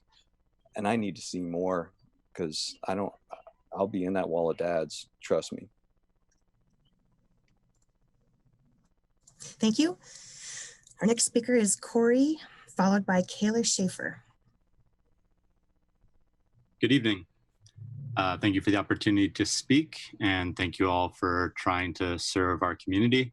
I live in Ward 1.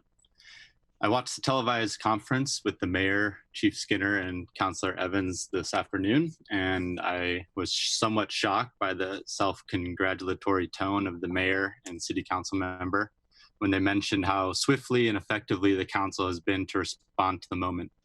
The two accomplishments they spoke of were the city council's letter of support for the Black Lives Matter movement and their convening of an ad hoc committee to listen to BIPOC voices.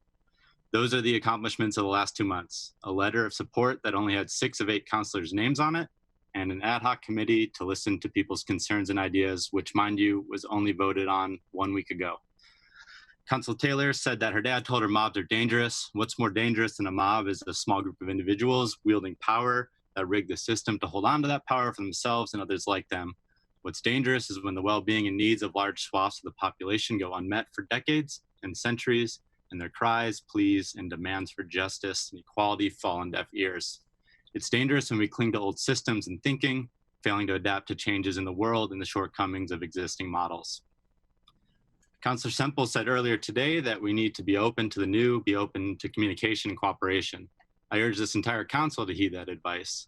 I couldn't have imagined saying this, but it seems that the most reasonable voice and biggest proponent for change in the room is Chief Skinner.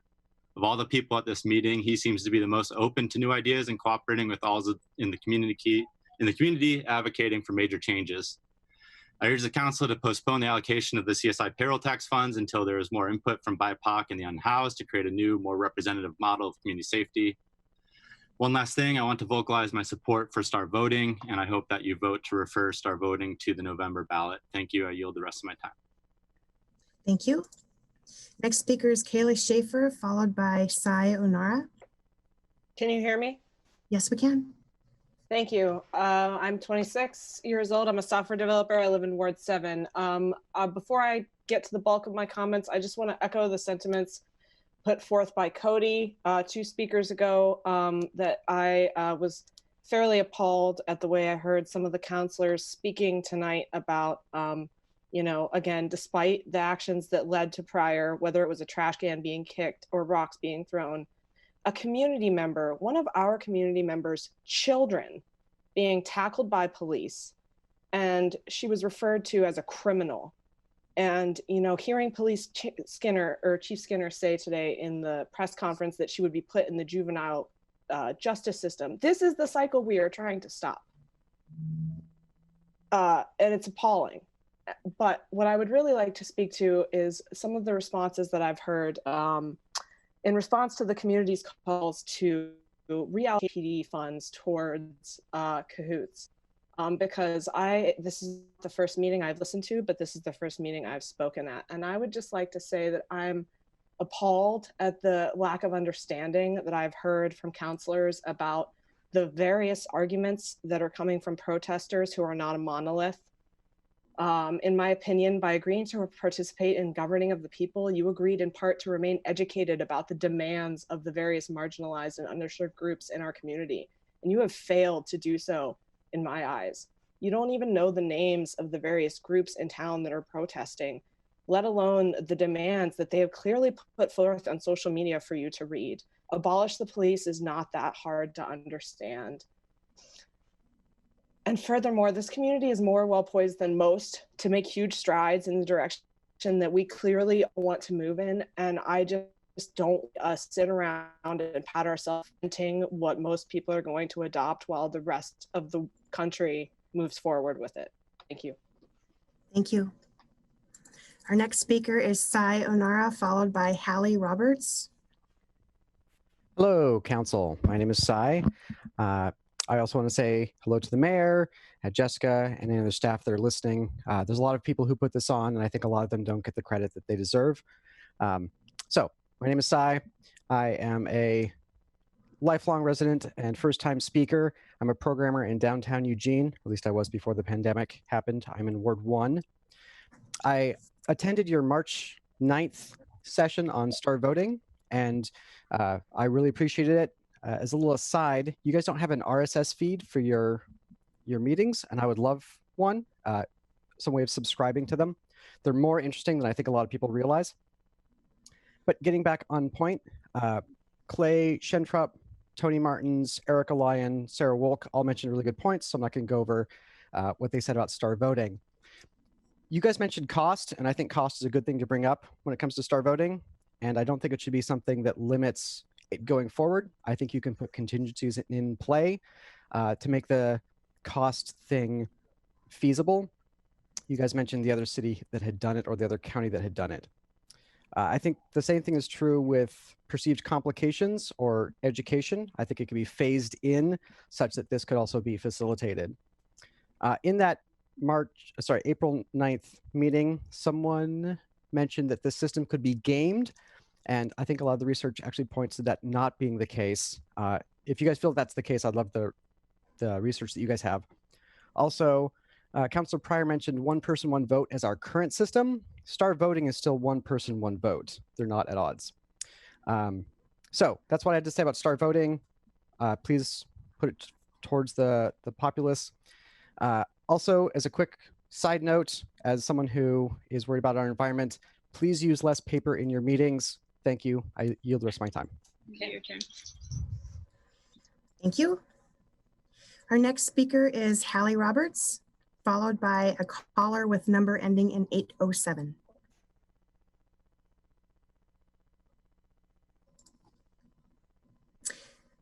Hallie, there we go. Hello, my name is Christy Akalast, and I'm speaking on behalf or through Hallie Roberts' computer. So sorry for that, but thank you for this opportunity. I am one of the courageous protesters in the Black Lives Matter movement, and I've been involved in Portland and Eugene protests. I'm a pregnant mom with a 4-year-old Angel, and I have been tear gassed as a result of being a part of the Wall of Moms and a member of our Liberation Militia community. I am very thankful for the opportunity to discuss this movement with all of you. To begin, I'd like to consider the allegation of us protesters throwing rocks at EPD. When were rocks actually thrown? What event did this supposedly happen at? How did police hold these so-called rock throwers accountable? We had eyes on every angle of the protest, and no one saw or has footage of a single rock being thrown. Our live streamers are brave and fearless in the face of danger. They are taking footage of everything. Some of us have been singled out and charged with crimes as a result, but our so-called crimes place property in danger, not lives. Skinner mentioned police reform, and I thank him for that. However, it is important we ask these simple questions. What does police reform look like? Where should police be focused? Where are police unnecessarily overwhelmed when establishments like Cahoots could come alongside them to support them? And what has actually changed since the beginning of lawmen in the USA? In 1928, law enforcers were slave trackers in disguise and gunfighters. They were paid pitiful salaries. They received no formal training, and they were prized for being quick draws. How can we continue to accept the current so-called police training system? What are police actually learning at our established academies? I've seen footage from an Ohio police training seminar where police were learning and being trained to accept their roles as predators. They were asked to consider the weight and their civic responsibility of carrying a lethal weapon into places where other lethal weapons are known to be used. And they were intently and seriously instructed to position themselves as predators and to view their jobs as going into battle every day in every place. And there's no question who they are being taught. Thank you. That concludes your time. Our next speaker is on the phone with number ending in 807, followed by Joe Hartman. Hello, can you hear me? Yes, we can. My name is Ethan Tibbs. I am from Ward 4.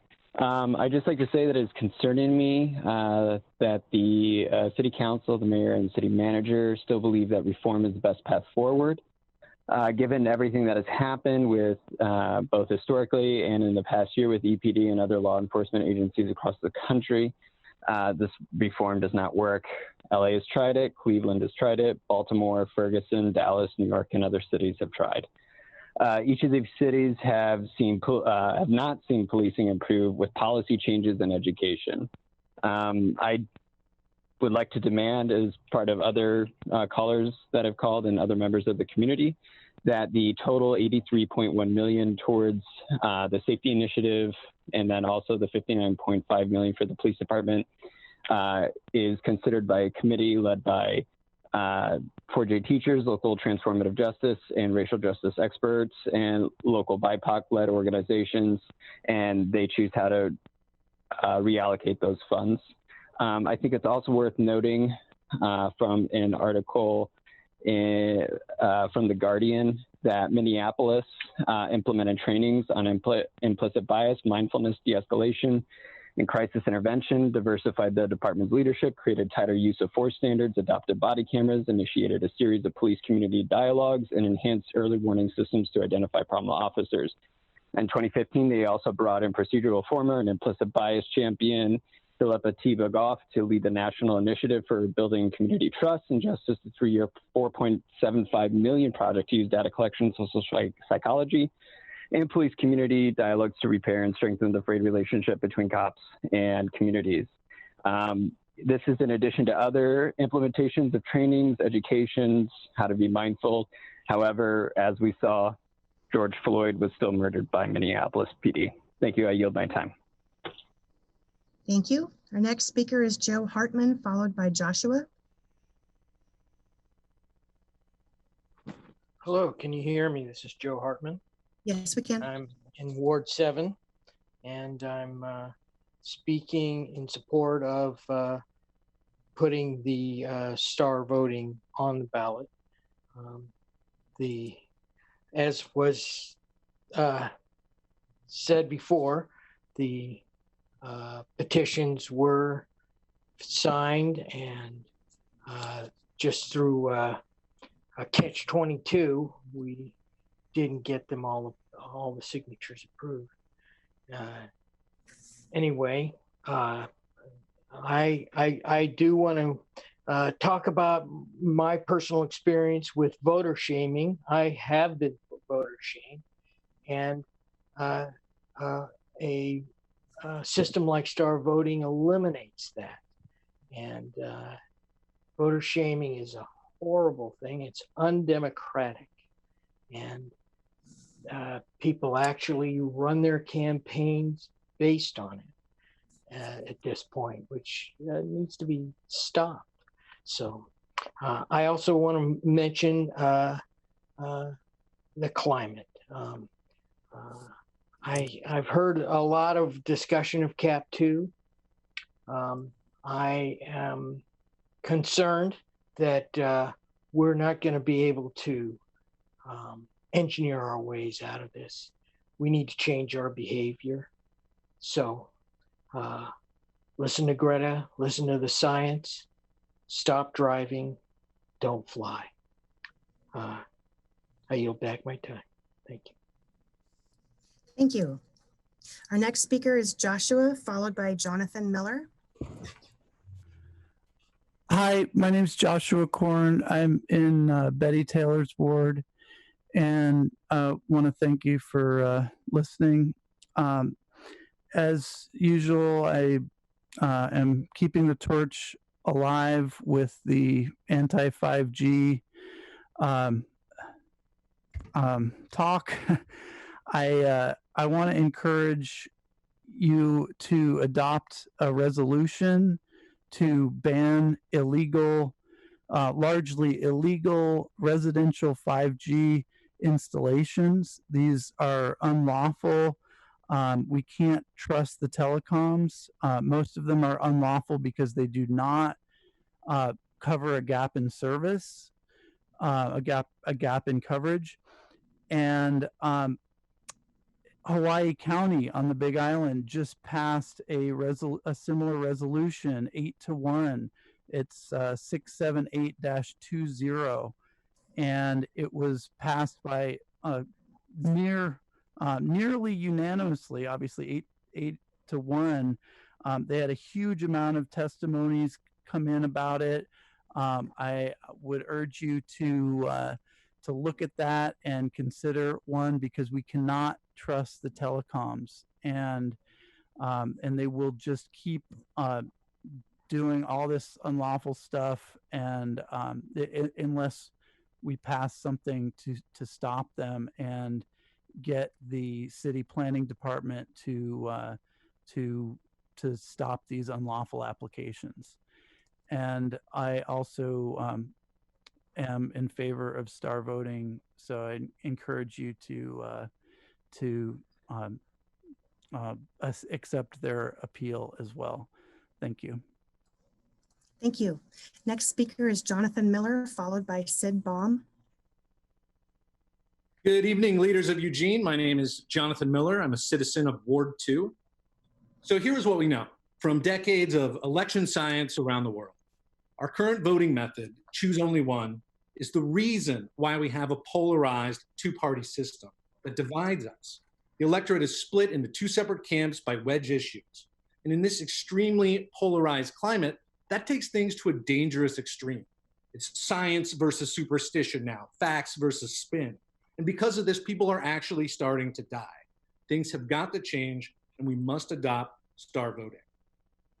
Star voting will finally give us an opportunity to really vote our conscience, not just for the candidates we really believe in, but also those candidates we just maybe kind of sort of care about, those second and third choices that maybe we could all be okay with. Because somewhere in that place, in that mushy, gooey center of electoral politics, that's the common ground. That's the middle way. That's where I, a daily bike rider, and my uncle, a diesel driving, gun-toting SOB, that's where we can come together, and that's a path forward. We are Eugene, Oregon, and the country is looking to us for these kinds of changes and improvements. So please refer star voting to the ballot. The people deserve this vote. And a quick note on policing best practices. In much of the UK, the police don't even carry lethal weapons on the street. And in those rare instances of violent crime, specially trained firearms officers are called in.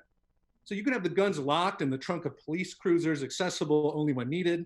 And Eugene could be the first police department in the nation that doesn't carry guns, at least right away. And you know, if something goes down, a heavily armed SWAT team is, as always, a single phone call away. Finally, tear gas was prohibited in warfare at the Geneva Convention. Let's get that poison out of our city now and forever. Thank you. Thank you. Next speaker is Sid Baum, followed by Nicholas Tippins. Hello? Can Hello. you hear me? Yes, we can. I'm Sid Baum, and I live outside the city limits.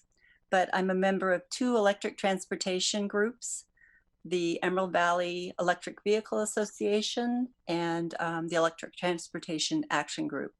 I'd like to speak to the city's action plans for transportation in the CAP 2.0, particularly in the area of electric vehicles.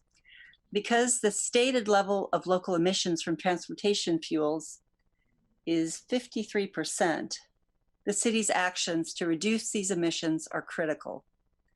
Many of the 48 transportation action goals have a stated schedule of completion by 2025.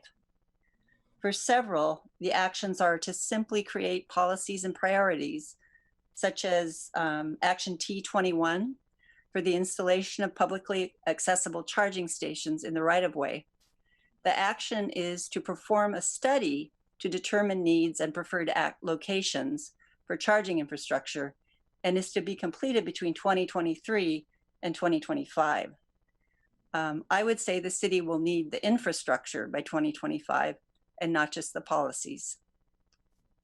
I would like to read to you a brief quote from a prayer offered by Pope Francis, who is a prophetic voice for action on the worldwide climate emergency we face.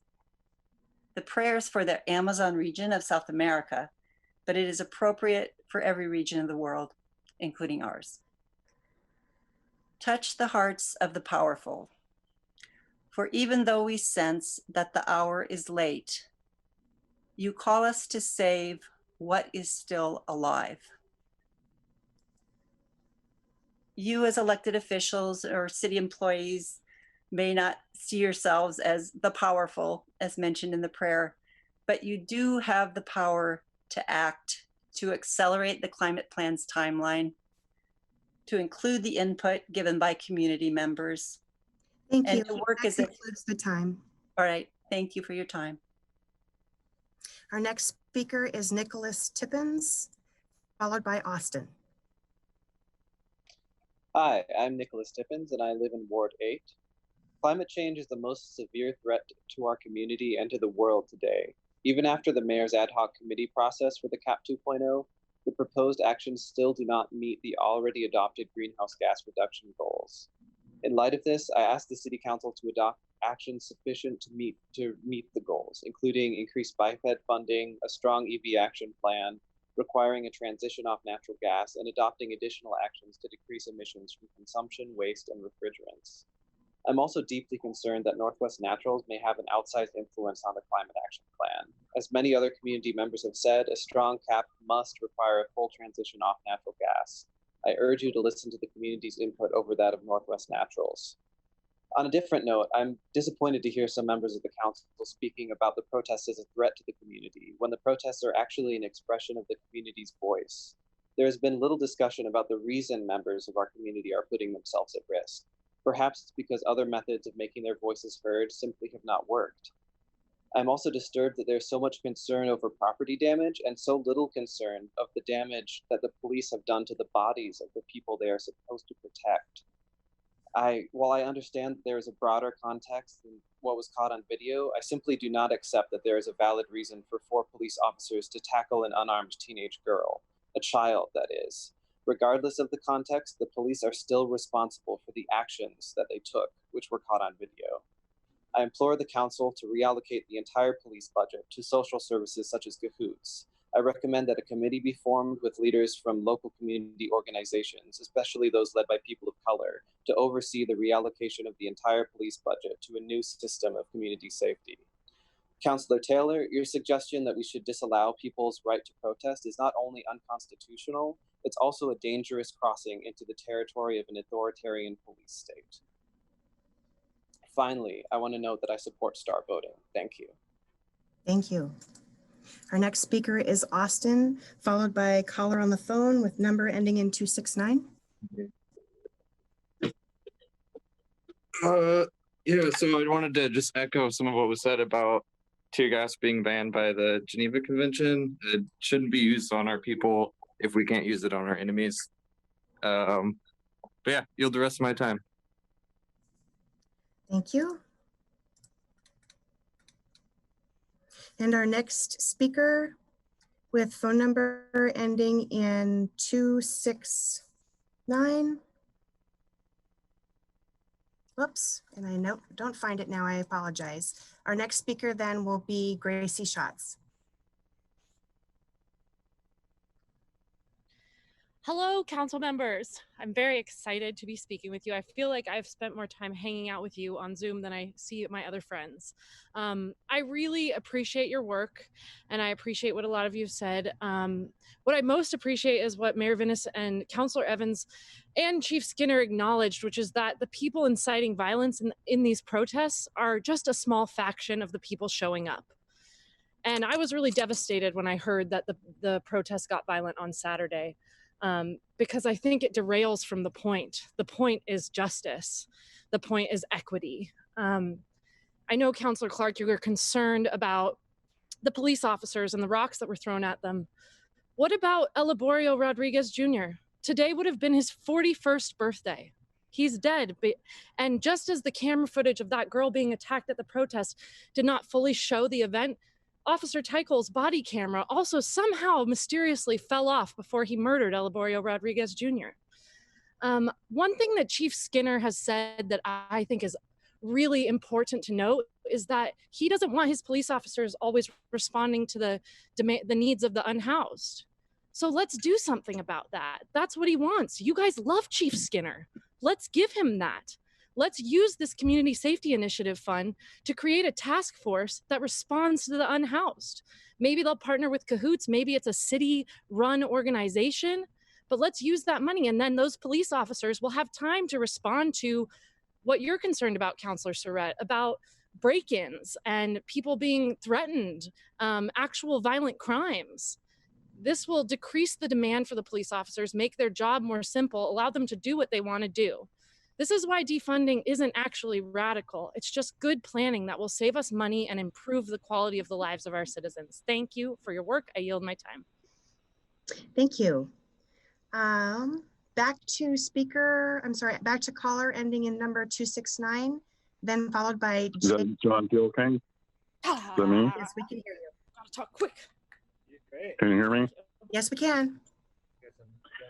Okay, I'd just like to start off with my experience as a longtime peace activist and sign-waving protester has been that I usually show up during the daytime for protests. I find it somewhat illogical to try to hold a sign in the dark. It doesn't make a lot of sense to me. So typically I do participate during the day, and I just think that people like what's happening in Portland, they're putting themselves in harm's way almost deliberately, it seems like, because they're showing up when it's dark and when there's going to be trouble from the police, because they can't think of any other reason other than you're just there to cause trouble. You're not holding a sign that anyone can read because it's dark. So, I mean, just don't make yourself a target. That's my advice. And then also, the public water has been shut off in the park blocks in various places around town that homeless people would use to get a drink of water when it's so hot out. I think that should be turned back on. Maybe instead of having indoor cooling centers, you could have an outdoor setup where they have misty mates or something, spraying cold water in the atmosphere to try to cool it down a little bit instead of having an indoor cooling center. Continued rousting of homeless camps by the city continues to happen against CDC guidelines, even though ODOT has stopped the practice, or is not continuing the practice.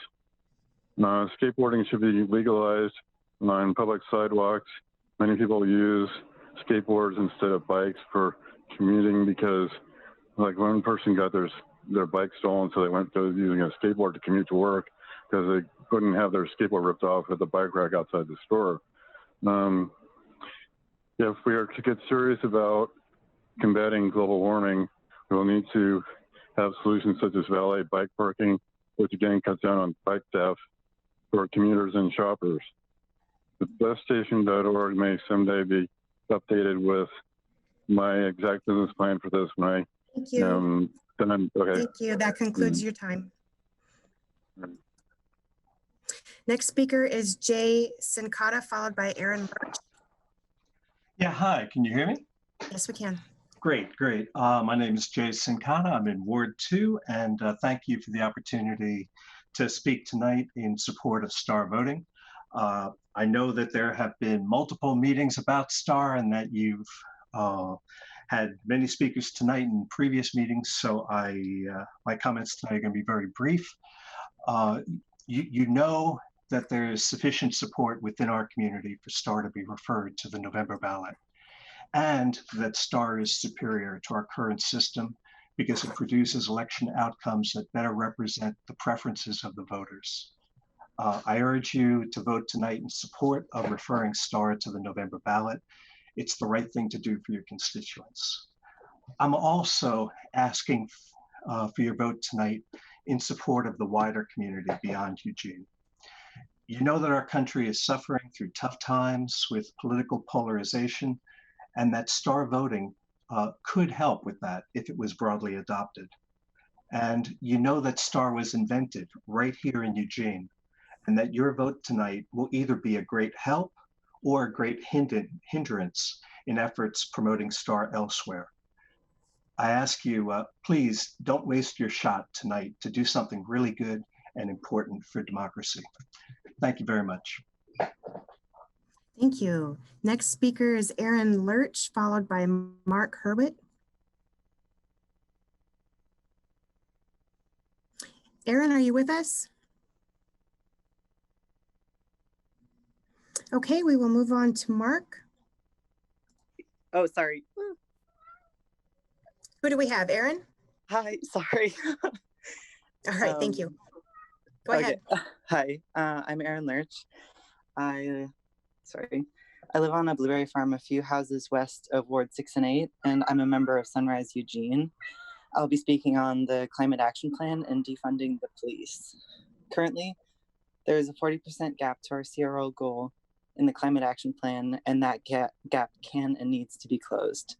Investment in natural gas needs to end. Natural gas is not a bridge to renewables. It is a continuation of the status quo and of emitting more and more greenhouse gases.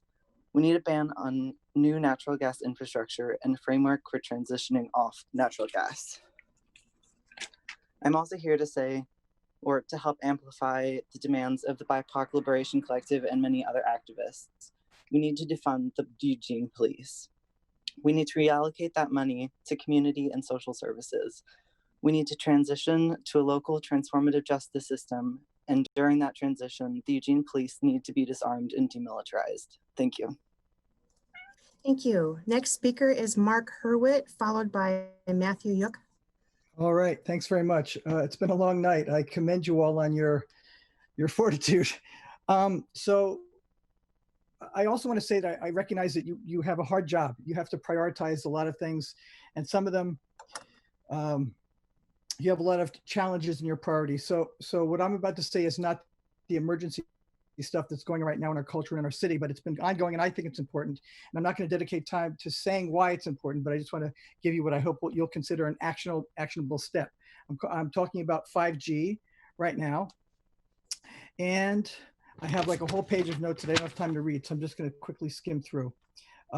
Some of this has been brought to you before. I work closely with William Smith, who you probably know. He testifies at almost every meeting, and I work with him on a lot of his stuff. So in brief, back in September of 2018, the FCC inserted into one of its papers of an abdication of a line. The line was that no environmental reviews were needed in terms of the planning and the putting up of the 5G towers and emitters. And in August of last year, Circuit Court, I believe it was the District of Columbia, vacated that line, saying, no, that stands in, as it's written. They vacated it based on the judicial finding that they are not consistent with the legislative intent of the 1996 Telecommunications Act. The long and short of it is that they ruled the FCC's approach to putting things up as illegal.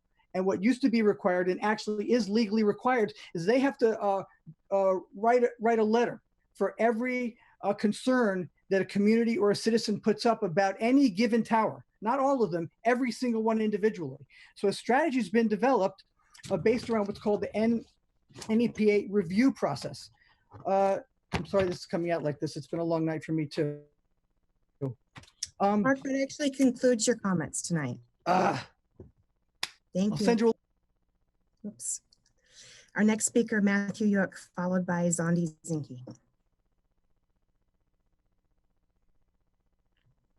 Matthew, are you with us? Okay, Zondi, we'll move on to you.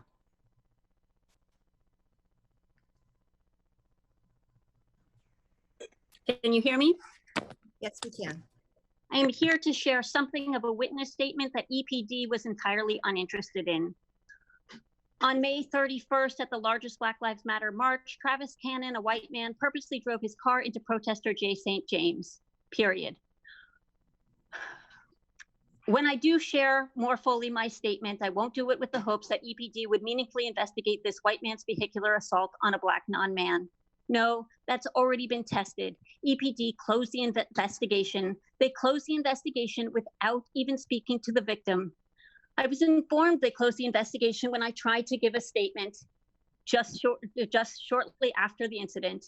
EPD would not take my statement. So EPD had failed to take statements from witnesses, and they had not talked to the victim. What had they done instead? They had posted the Black victim's photo as a suspect for criminal mischief of a vehicle. There it is. EPD, amidst national uprisings about racist policing, had posted a Black victim as a suspect. Once again, our local department, as elsewhere, sees Black trauma, Black rage as what is criminal. Of course, the victim banged on the car that was driving off with them. Chief Skinner will probably try to explain that Jay didn't come forward. He might rely on the rationale that surely the victim of a crime would want to come forward. But let's understand this. Of course, Jay did not come forward. Jay and many others understand that at the very best, the police present more trauma and danger than they ever prevent. I will close with this pathetic statistic.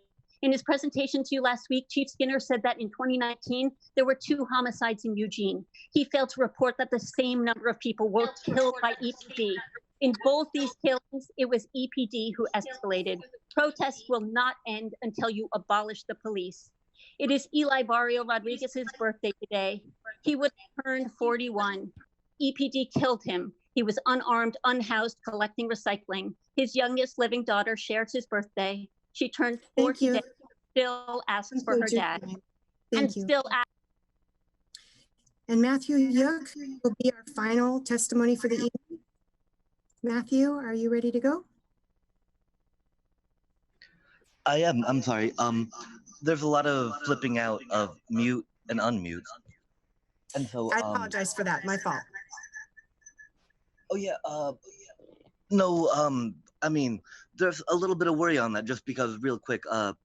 There's a member that has had her hand up, that had their hand down, that was trying to speak. That is a resident here in Eugene, and I'm sure y'all know and are familiar with it, Haley, and she's really good and articulate, especially speaking upon star voting and a lot of the other issues I feel that Eugene as a city is facing and confronting.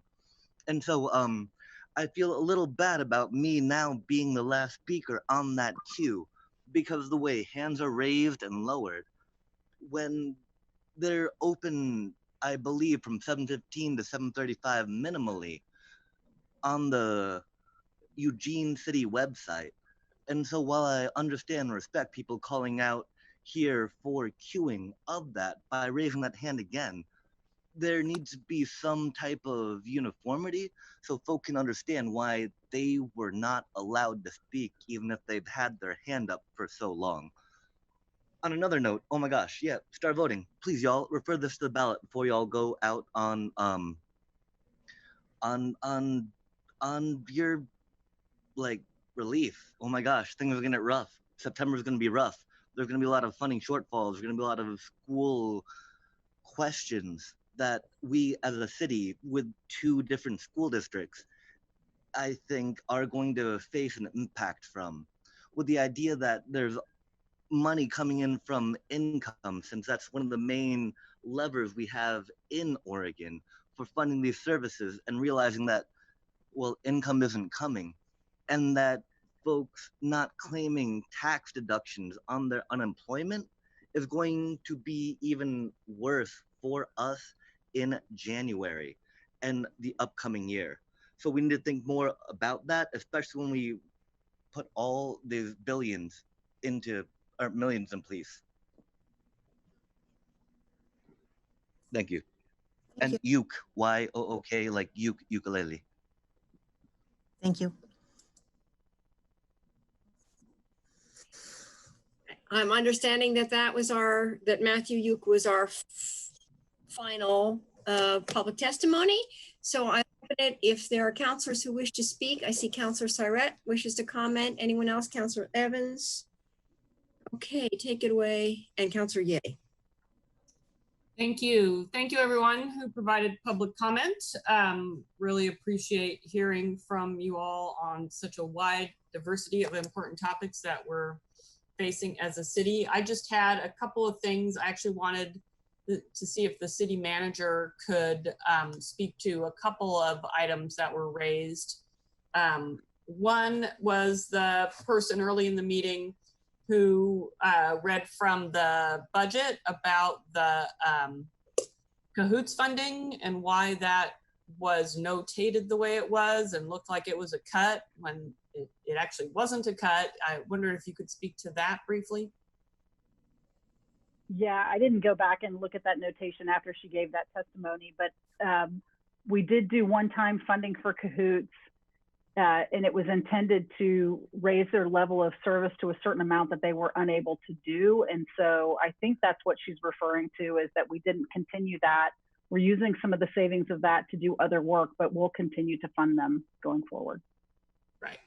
And I think we'll likely see from, future activities, an effort to try to increase that funding again in the future, because that was a sincere effort on both the part of the city and CAHOOTS to increase that service, and it just wasn't able to pull it off in that fiscal year.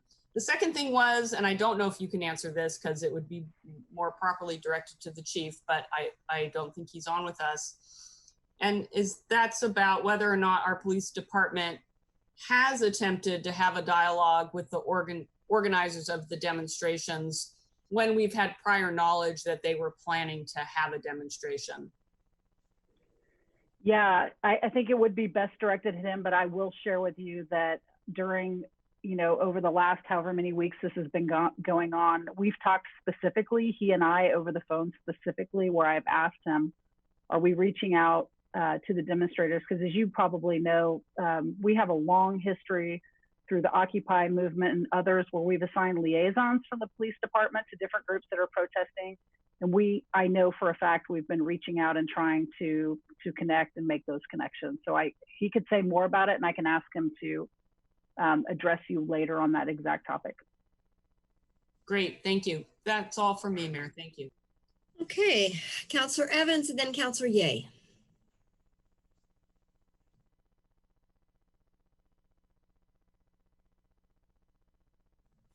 Greg, unmute. Greg, you're still muted, Counselor Evans. I hate Zoom. I hate it. But this is what we have to live with. I'm a big proponent for star voting. I think it opens up the voting system in ways that provide more access for people, more choice for folks, and empowers the electorate. The difference between in star voting, I'm gonna steal a metaphor from Chris, is the fact that the system we got is a lot like the rotary dial phone. It's glued to the wall. It doesn't move. The cord only goes so far. And now you've got the smartphone. And I think that's the way that we need to move. But we do need to give people the opportunity to vote on this proposal in November. And so I'm going to be in support of that. I know that, EPD and council and the mayor and the rest of us are all working hard to make sure that the outcomes in Eugene, as far as policing is concerned are a lot different than other cities have had that have not been very successful with their reform efforts and change efforts. You know, we have some opportunity here to do some good work. And I believe that work will get done by opening up the system, by bringing people of color, youth of color to the table, and having a real dialogue that moves something forward. I don't know what that's going to be in the end, but you know, that's the direction that I think we need to go. And then finally, you know, when we talk about reform and moving money around and doing different things with the budget, I'm very in favor of us applying more money and more resources to social services. Our police officers do not need to go out and respond to calls for service that don't meet the level of a police response. It's a social service response. And they don't want to respond to those things. We don't want them to, but we need to empower the system to be able to respond and provide the proper care and you know, care for folks who are stuck on the street and you know, can't get out of things. So I run out of time. So yay. Thank you. I want to thank everyone who came tonight, first of all, with a variety of subjects for us to consider. I also want to take this opportunity to thank the peaceful protesters who have been determined to keep these conversations alive and in front of people and educating people. I know I've benefited from many folks who have been willing to share their experiences and their thoughts with me. One of the folks tonight, I believe her name was Kayla, she said that elected officials have accepted the responsibility to listen to marginalized communities and that we have not done a good job with that. And I think that is I think those are both valid. I think we have accepted the responsibility to go to do everything we can to speak to marginalized communities, to go to them and talk to them, and we have not always done a good job with that. But I also want to acknowledge that we have started to take steps. The first one was reopening the police commission applications, which is something we're going to deal with, and giving folks the opportunity to be involved in that commission, that very important commission, who maybe earlier didn't feel welcome or didn't know it existed. The mayor's going to be holding workshops dealing with funding. And we are getting together an ad hoc committee to look at law enforcement policy in our community and how we can do a better job with that. So those are certainly not the last steps that we're going to need to take. We're going to have to do more, but we're starting to make progress. And I know some of the folks that were here tonight may not have known about all of those things we're doing. And I just want to make sure you are aware. Thank you. Councillor Clark. Yes, Mayor, I want to thank everybody for coming and speaking tonight, especially Alex, whose mocking comments there during the course of the evening are very helpful. If I decide to run for re-election in a couple of years, I'm quite certain that the people of Ward 5 will disagree with her well enough that she will have been a very great help to me tonight. So I want to thank her for her comments. Okay, if there are no other comments, I'm going to propose that we just take a 5-minute break. Do I have a nod that people are interested in just getting up for 5 minutes? And so we'll be back. I have 9:51. We'll be back at 9:56 and proceed with the rest of the meeting. So just just go on a black screen. Okay.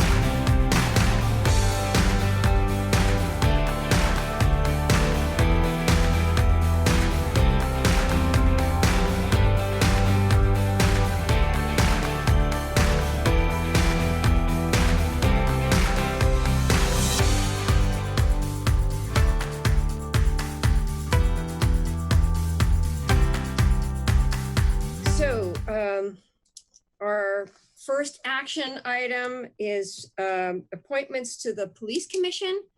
Manager, do you want to introduce this topic or? I don't know if I need to, or Jeremy, if you wanted to jump on and introduce what we're doing.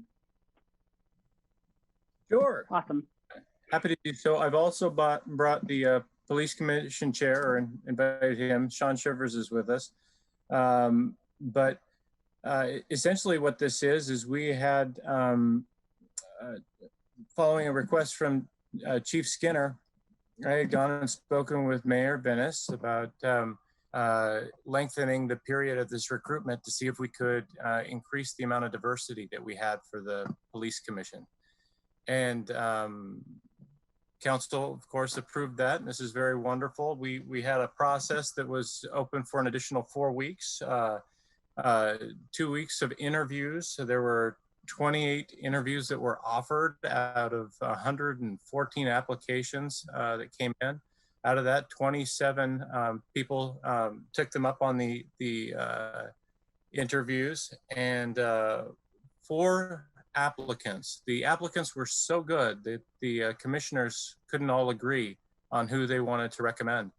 And so as it turns out, they all agreed on 4, and we have exactly 4 positions to be appointed tonight. And that was the recommendation that was offered to Mayor Venice. And Sean, did you have anything you wanted to add?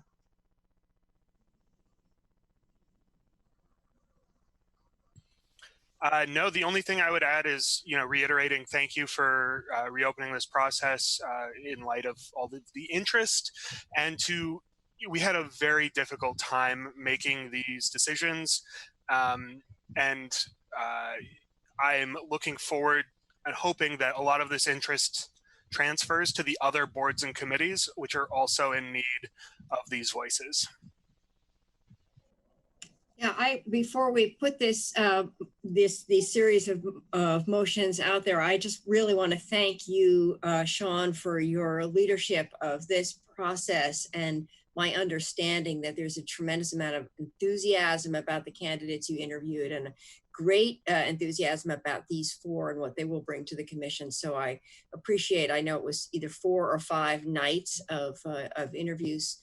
So there was a lot of work to do in a short period of time, and I appreciate that. I'm very excited about these new candidates stepping up. So with that, I'm going to turn it over to Council President to put the first motion on the table. Thank you. I move to appoint Chantel Robertson to the Police Commission for a 4-year term beginning July 27th, 2020 and ending on June 30th, 2024. Second. All in favor, please raise your hands.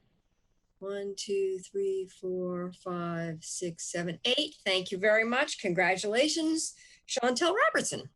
And next motion. I move to appoint Bonnie Dominguez to the Police Commission for a 4-year term beginning July 27th, 2020 and ending on June 30th, 2024. Second. All in favor, please raise your hands. 1, 2, 3, 4, 5, 6, 7, 8. Thank you very much. Congratulations, Bonnie Dominguez. Next. I move to appoint Maisie Davis to the Police Commission for a 4-year term beginning July 27th, 2020 and ending on June 30th, 2024. Second. All in favor, please raise your hands. 1, 2, 3, 4, 5, 6, 7, 8. Thank you. Congratulations, Maisie Davis. And finally, I move to appoint Dallas Boggs to the Police Commission to the unexpired term of Terry Robertson ending on June 30th, 2023. Second. all in favor, please raise your hands. 1, 2, 3, 4, 5, 6, 7, 8, and that passes. Congratulations, Dallas Boggs. Congratulations, all 4. Thank you again very much, Sean. Thank you, Jeremy, for your staff support for that process. And with that, we can move on. With that, I am closing the meeting of the City Council and convening the meeting of Eugene Urban Renewal Agency for our next item, action on the park blocks and farmers market projects. So turn that over to manager. Great, thank you, Mayor. I know that these last meetings before recess are often packed and long, so apologize for that, but I'm going to ask Will Dowdy to just introduce this item before you move to action. Good evening. I'm Will Dowdy from Community Development, and thank you for this opportunity to bring the Park Blocks and Farmers Market before you again tonight. I'm hopefully sharing my screen and going to move it into full screen mode so you can see it better. Okay, last week, you had the opportunity to hear from community members about this topic. Consistent with the previous public engagement, they shared enthusiasm and concerns, needs, and hopes. On this process slide from 2016, you can see that we've now reached the point for your deliberation. Should the park blocks and/or farmers market projects move forward? And if so, should they receive urban renewal funding? Quickly, I want to take you back to 2016. When that council was deliberating about the plan, we didn't have fully scoped projects, which is what led to the scoping process of the last couple of years. In 2016, we put together a matrix of potential project costs to support the deliberations. And this is an excerpt from that matrix. Council chose the moderate amount for the farmers market, the high amount for the old LCC building, and an amount significantly lower than the low option on the park blocks and open space. You can see all of those there. After this, we began the scoping and public engagement process. What we learned from stakeholders, community members, and technical experts led us to the concept we have today and led us to the gap between the available funds and the full vision for these spaces. I put together a lot of material for you in a memo, and I'll go through the key items again tonight. It probably looked complicated, and it is complicated, despite my best attempts to simplify it. Hopefully, this material helps shed light on the trade-offs at hand. I provided detail on the park blocks and farmers market because these are the specific focus for tonight's deliberations, and there's a lot of detail about various funding sources and uses for the funds. There's also more information on 1059 Willamette from Ann Fifield and Amanda D'Souza in response to questions from the agency board in attachment D of the memo. After working through these numbers from every direction, I see the options boiling down to three primary positions. There can be all sorts of variations for you to consider, but I think these three clarify the significant differences. Options A and B represent two different approaches to starting off on the right foot. Option A recognizes that there are a variety of needs, and it begins to respond to all of them. Option B, on the other hand, prioritizes the completion of the farmers market with only modest funds to be used on anything else. You may have realized that if we do receive the EDA grant for the farmers market pavilion that we're in the process of applying for, these first two options become essentially the same, and we're able to achieve more than we can on either without the grant. You'll also notice that although this discussion is not specifically focused on 1059 Willamette, the decision you make tonight will either limit or preserve your funding options when you discuss that project after your council break. The third one, of course, is option C. This puts priority on doing as much as we can at the expense of the budget. In both A and B, there's tension between what's included in the first phase and what's not. And in these two scenarios, you can't fit everything into that first phase. Believe me, I have tried. Option C looks at the situation from a different perspective. It shows the scenario of first deciding to do these projects fully and then determining the strategy for finding the additional funds. There is a motion for each of these in your packets. There are also motions related to the urban renewal amendment process that you initiated last month. I'd like to be very clear about why these are coming to you now. Our working timeline for the amendment process has the final council decision in December. Working backwards through the various requirements, we need to send a draft plan to the overlapping taxing districts before this council returns from break. The draft that gets sent to the other districts should include all of the amendments that are possibly under consideration. It's much easier to subtract them later than to add them later. The good news is that there's plenty of time to deliberate in the fall about anything you include now in the initial notice. The first of these potential amendments or additional options for the amendment process concerns the urban renewal funding caps on the park blocks and open space and 1059 Willamette. Depending on the availability of federal funds and project savings, there's a chance that we could have more than $5.2 million of urban renewal to spend on park blocks and open space. There's also a very slim chance that we could have more than $6 million of urban renewal to spend on 1059 Willamette. In either case, am I talking about changing the overall district indebtedness, just the allocation to individual projects? Removing the cap for one or both of these projects preserves some future flexibility that may or may not be needed. If you decide against this now, but choose to do so in the future, it would require another Type 2 amendment and approximately 6 months of process. I'd like to talk about an additional discussion point we included in your options. While we never like to further complicate an already complex project and decision, especially not at this time of night, we are in a constantly changing economic environment related to COVID-19, and even to some of the vandalism downtown experienced over the weekend. Many of you have asked, how can we help local businesses with a recognition of their role in serving and employing our community? This idea emerged and we included it so you would not miss a potential opportunity. It's also not a new idea, as we have heard interest in these types of programs and have started to vet them more thoroughly. The downtown district currently has a loan program that uses program revenue for redevelopment and improvements. The eligibility could be expanded to offer loans for working capital and for grants to businesses or property owners for such things as facade improvements, all with program income revenue, not tax increment. Our aim is responsiveness amidst ever-changing circumstances. While we know it is difficult to process even more information, choosing to include it tonight would allow for us to include it in that draft for the taxing district's comment, and then you could make a final decision about it after your summer recess. Finally, 3 of the community members at the hearing last week spoke to the idea of expanding the district boundary or extending its sunset.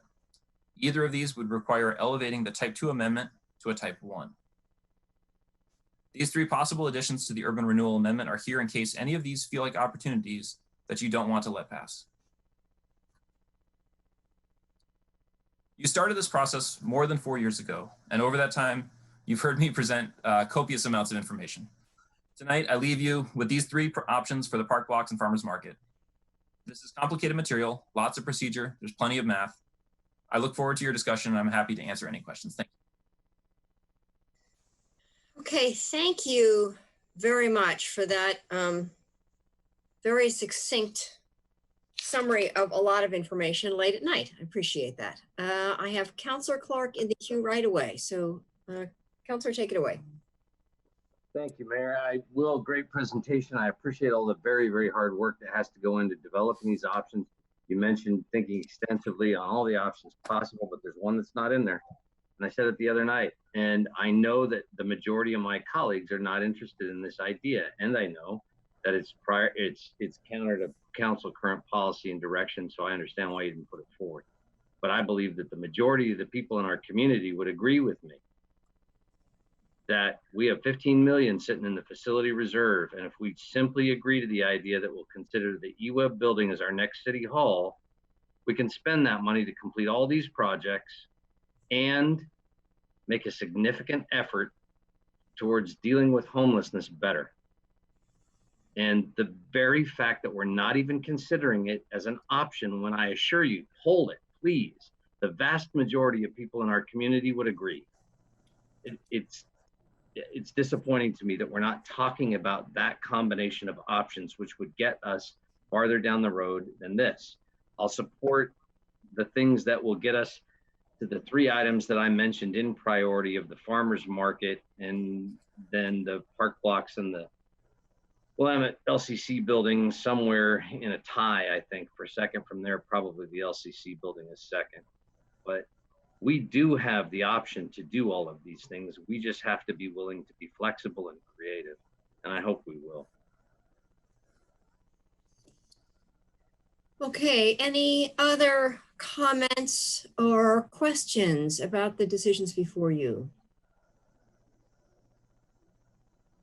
So we have 3 possible motions related to the park blocks and the farmers market. Do we want to put one on the table? Are you ready for that, to discuss one specifically? So Councillor Sample, you want to put one of those options on the table?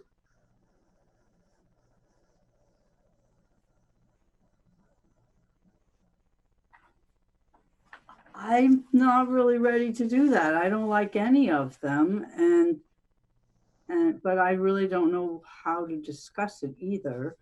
I would like to build the farmer's market and the pavilion, do the minimal stuff to park blocks, keep some money for open space.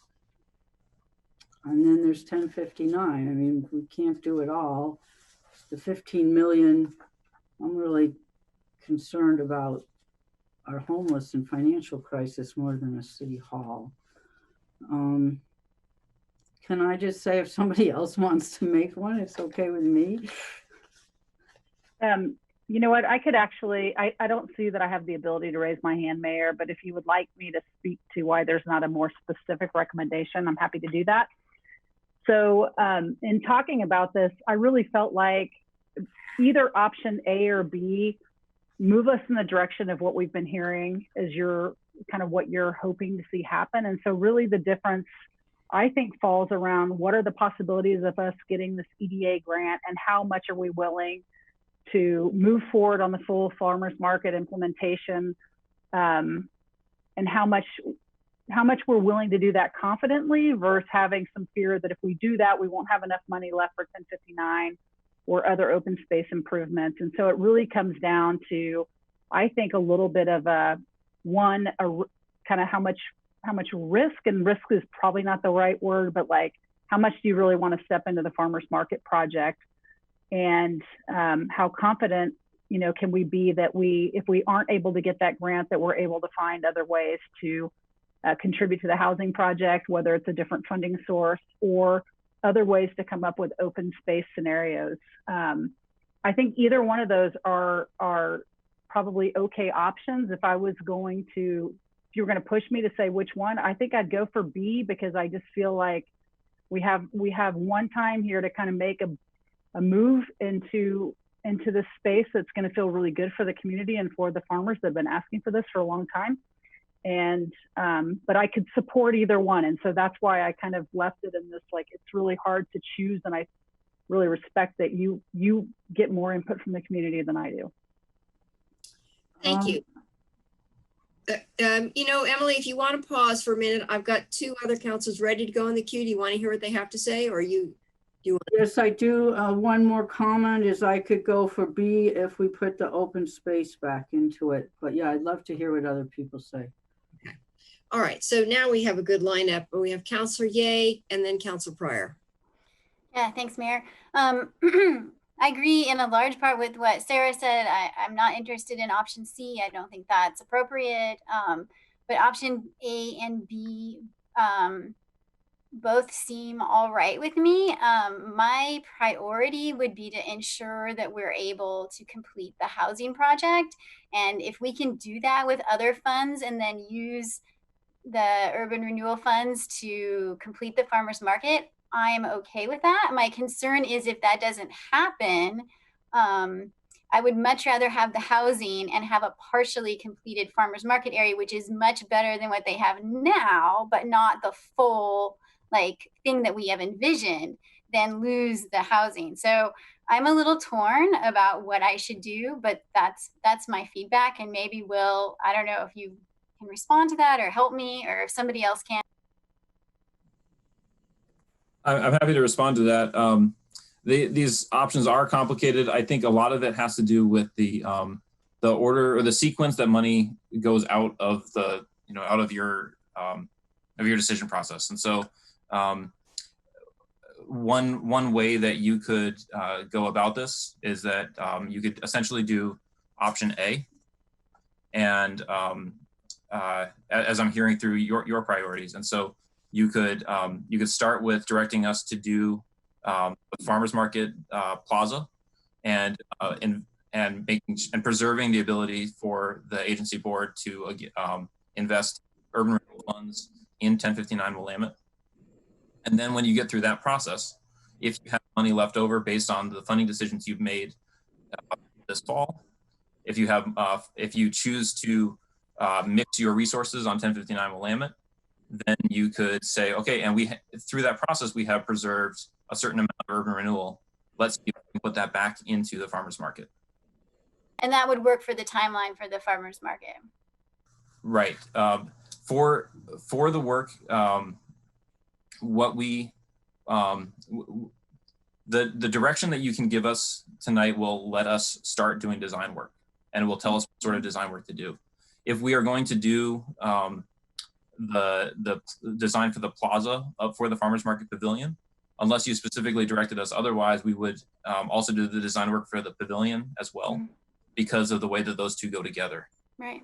So, so we would get to a point where we could take the projects forward for bids, and it would only be after getting bids coming back to you that we would actually need to have the full funds available, and we would at that point have a specific number for the funds available.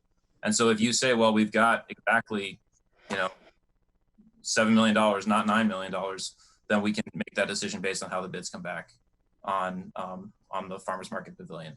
So hearing the comments that you have said, that I think is the strategy that the most closely aligns with what you've described.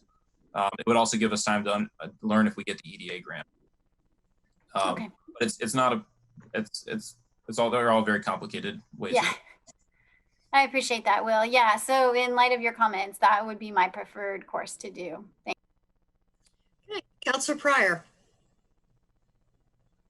Yeah, both A and B, I think to me are okay. Definitely C is beyond the scope. And I appreciate the discussion around option A because it does have a lot of those elements to it.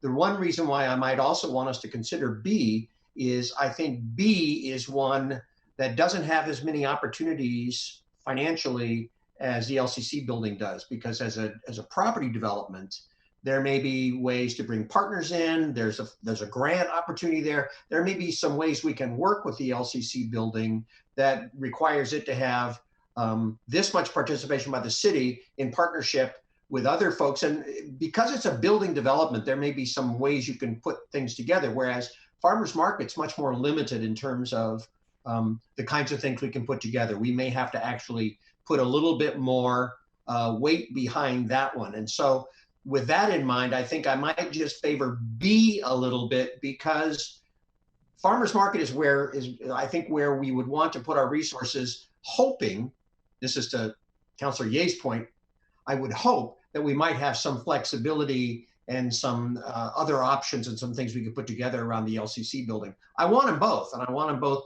before the park blocks. On that, I think I hear a lot of folks agreeing. It's just what's the 1-2 order, and I think the park blocks, I think the farmers market is the one where we need to step up more because we don't have as many other funding opportunities as what we might be able to cobble together for the LCC building. So that would be my only argument for why I might favor B a little more than A. Okay, Councilor Zelenka and then Councilor Surratt. Yeah, I would agree with what Chris just said. Of the two projects that I want to move forward, the housing and the farmers market, the housing project has a heck of a lot more opportunities for additional funding, from partners or from Fed money or other kinds of grants. And as opposed to the farmers market, which I think has a very limited pool of available funds. And we've been talking about the farmers market forever. And I think it's time to move on with that project. I don't think it's at the expense of, I think it's in addition to. I think there's ways to get the housing project done that you wouldn't be able to get the farmers market done because of the funding options. So I would lean towards moving forward with option B and then working hard to get on with those other funds that are available as we progress down the path of figuring the 1059 project out. I think that there's still a lot of work to be done there, and farmers market's ready to go. And I think it's also something we've been talking about in the community and has broad community support. So, so I'd favor B.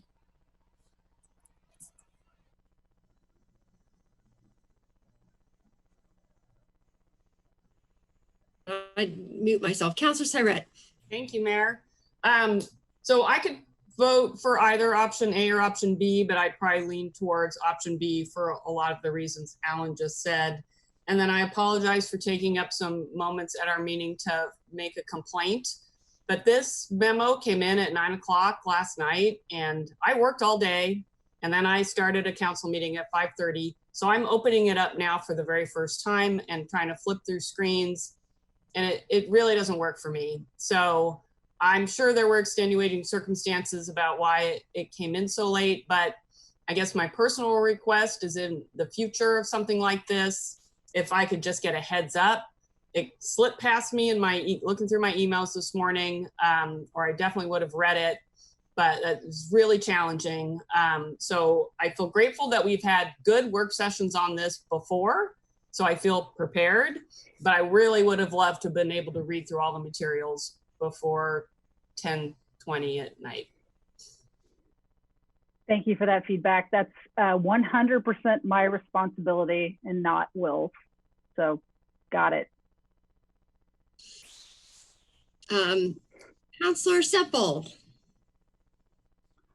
Thank you.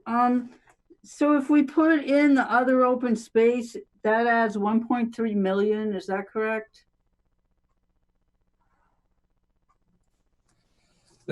I have used a placeholder for other open space based on some rough estimates and some comments from council, and as we've tried to put this together, that is really a placeholder. And so we have not scoped what that work would be. We've started to scope some of that work. We have not scoped it. We haven't come up with cost estimates.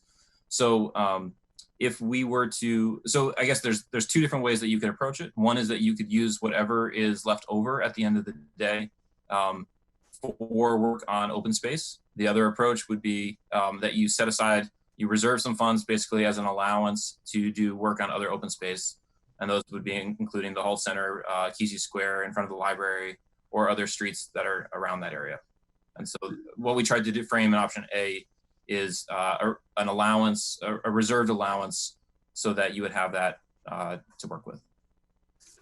Well, I would like to make motion B with something for open space. I think those three places don't need a lot of money to be a lot better. So Catherine, is that possible for me to do? Can I just make this long motion or what? And Will, can you just clarify in that option B that there's 1.1 million funds remaining?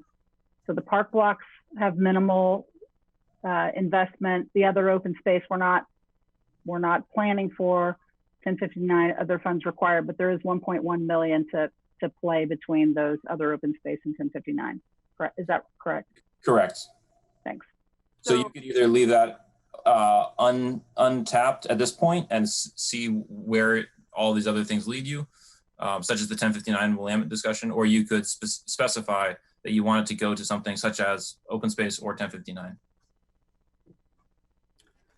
I just feel like all this money is going to get spent and my little open spaces are just going to look exactly like the concrete they do now. So I don't know that I need to, save 1.3 million, but I think if it's just, remaining, I'm going to be like, bye-bye. So could I keep 500,000 definitely for open space? So one possibility, just looking at the options A, B, and C, where it says I'm looking at the chart and where it has B, instead of saying open space for B, if it could say minimal, that appears to address your concerns. Yeah, exactly.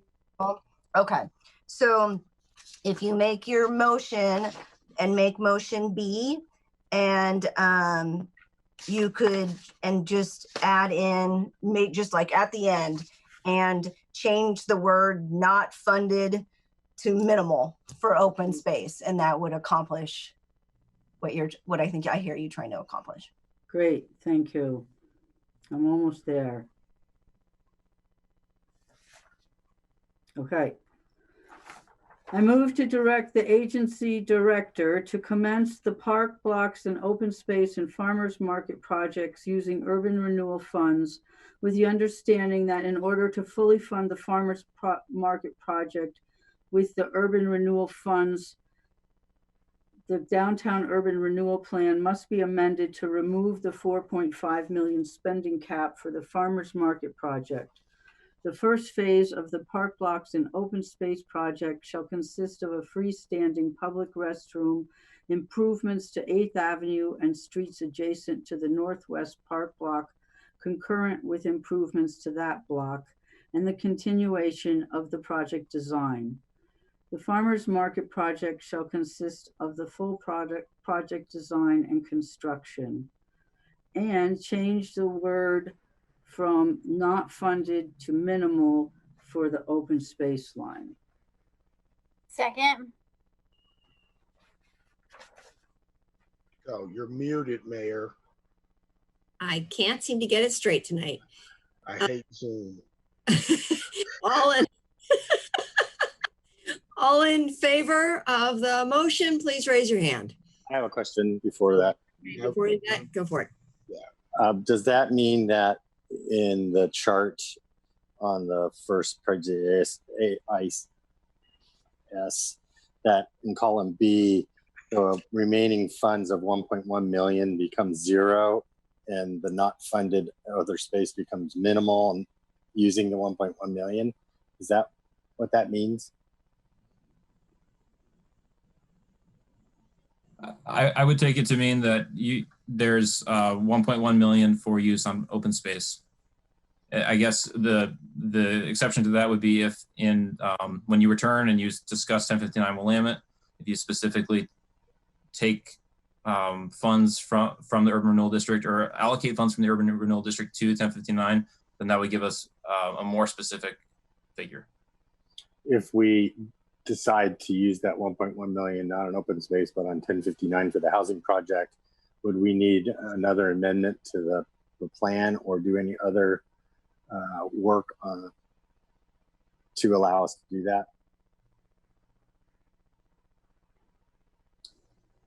You would not need an amendment to the plan, and I think that what we would do is remind you to take 1.1 million out of this. That that our understanding would be that you have over-tapped the funds available, and so we would ask for more clarification of where that 1.1 is coming from. I'm not sure I understood that last part. Can you say that again? Sure. So according to option B, there's you can spend money on the farmers market, and then there's some specific items to be spent on park blocks and open space, and then there's $1.1 million left over. And Councilor Semple's addition to the printed motion says that some of that money needs to go towards open space projects. And so, yeah. But it doesn't say 1.1 million. It doesn't say 1.1, but it says some of it. Right. Okay. So if you choose later on to spend to specify that all $1.1 million needs to go to 1059 Willamette, that sounds to me that you would be over-tapping the resources that are available. And so at that time, I think we would ask you to clarify if the 1.1 million is coming at the expense of open space, coming at the expense of the farmers market, or how the. Does that make sense? Yeah. I'm sorry to talk about addition. Yeah. My original question was, is it specifying that 1.1 million goes to other open space, but that's not what the motion is. Okay, are we ready to vote on the motion on the table? Oh, Councilor Evans, go for it.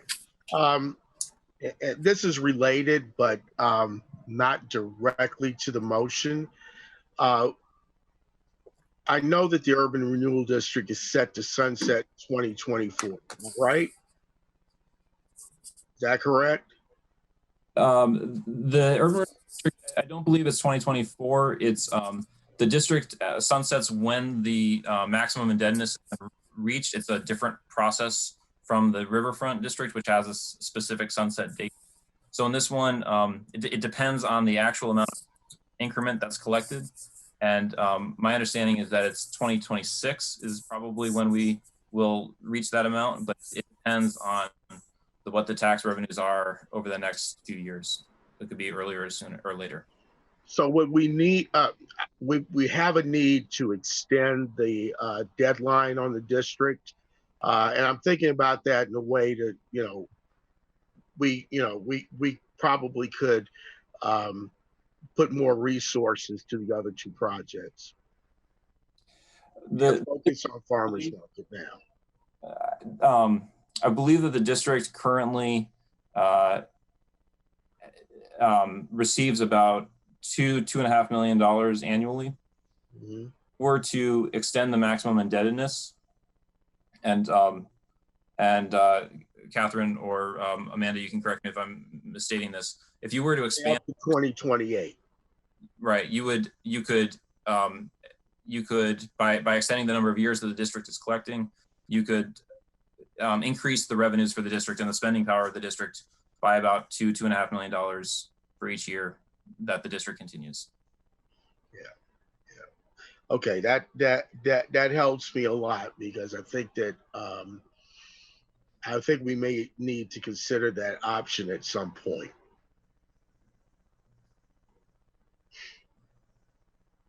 Okay, Betty, Councilor Taylor.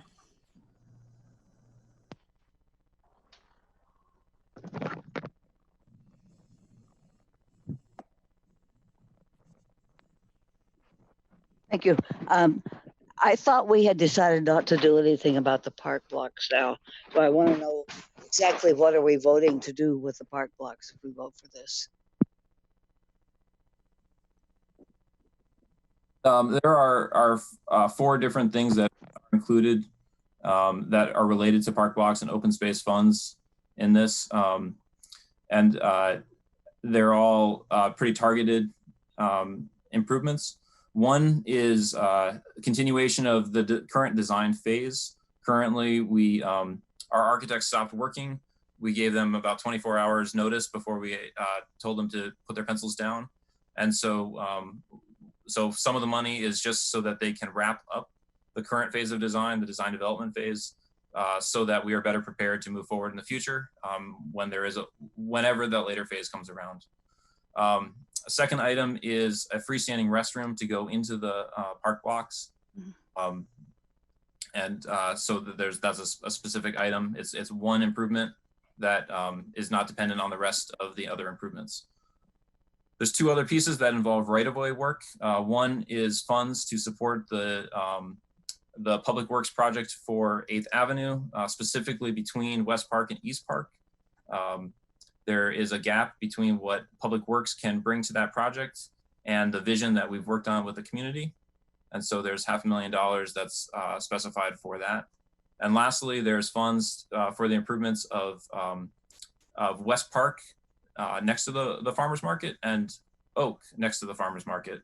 And those are, they're right of way, which is why they fall under the open space funding category, but they are part of the vision of the farmer's market area as defined in the concept plan. So, so those were the 4 pieces that related to park blocks and open space funding. Okay. Thank you.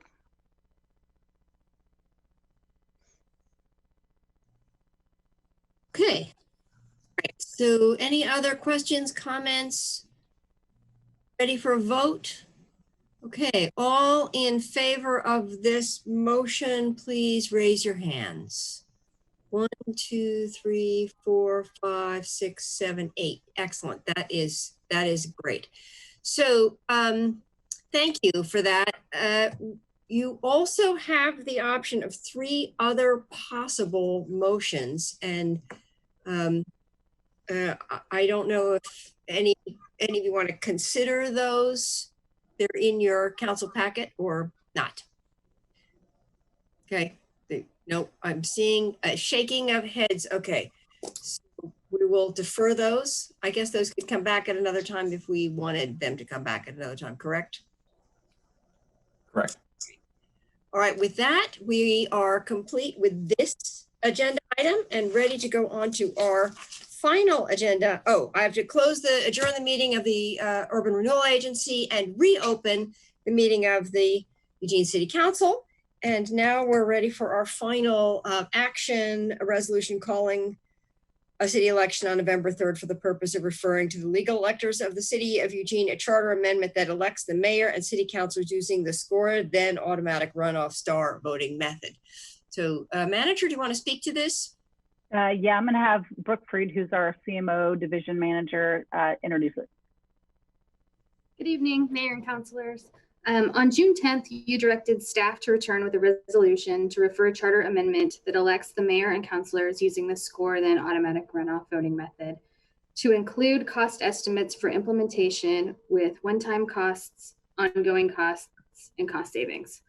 You now have that resolution before you, as well as a possible motion, and if that motion is adopted, 2 additional motions.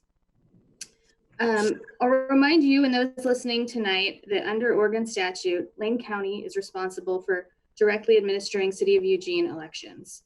We've been advised that all costs of implementation and any additional costs for administering STAR elections would be borne by the City of Eugene. Based on the information we received from Benton County, Lane County, and others, City of Eugene staff estimate one-time implementation costs to be at least $200,000. The ongoing increase to general elections related to STAR voting are estimated to be up to $230,000 per election. In terms of cost savings, STAR voting method's elimination of the primary for mayor and council elections will save the city approximately $20,000 in the primary, but only if there are neither eWeb candidate statements nor city ballot measures for the primary. With that, I'm happy to answer any questions you have about the resolution before you. Okay, thank you. I have Councillor Evans raising his hand, and then Councillor Zelenka, and then Councillor Pryor. Okay, as far as implementing STAR voting and the cost to do that, am I understand the AIS right that if we vote for this and we need to apply resources to it, would it just be a one-time cost of $200,000, or are we going to have more ongoing costs? I'm a little confused with that because some of the proponents have indicated that, you know, we could save more money with STAR voting, but you know,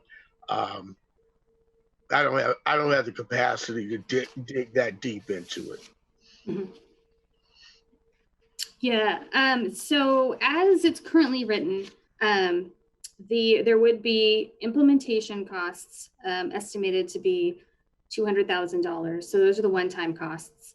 And then in subsequent general elections, we estimate to be an increase in election costs through the STAR voting method. And that's because Lane County doesn't use that method. They administer our elections. So any additional costs associated with administration of STAR voting would lead to costs incurred by the City of Eugene.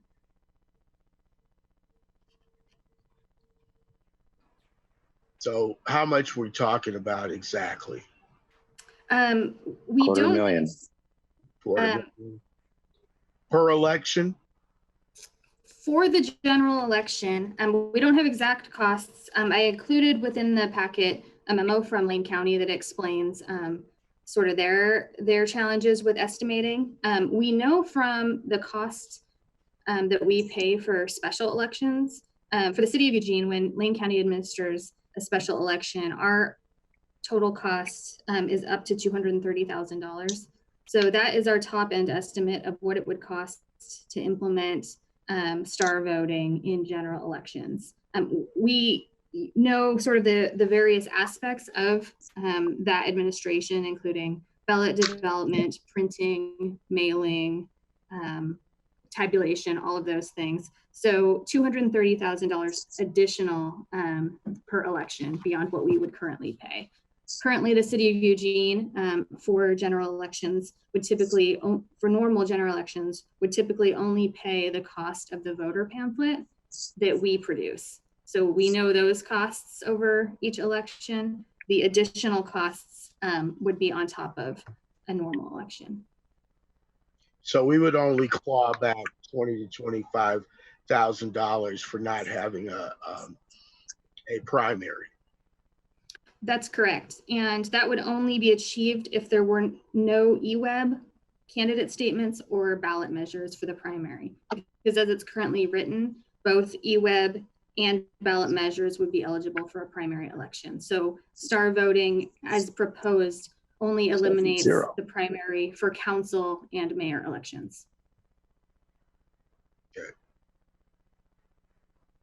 All right, Counselor Zelenka and then Counselor Pryor. Yeah, I've been listening to this for a while, and most of the complaints that the proponents have about their failure to get on the ballot actually have to do with the state law, and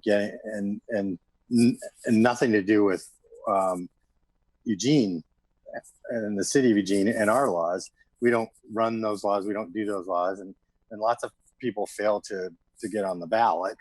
That's not news, but if they want to change the rules, they have to change the rules at the state level, not at the city level, because they're not our rules. We abide by the state law.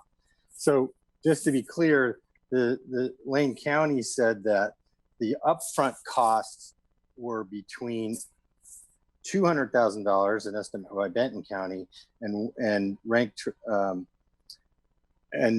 Washington County, which estimated at $500,000. So there's a range between $200,000 and $500,000 upfront cost, just a one-time cost to get there, and then about almost $250,000 on an ongoing basis to do this.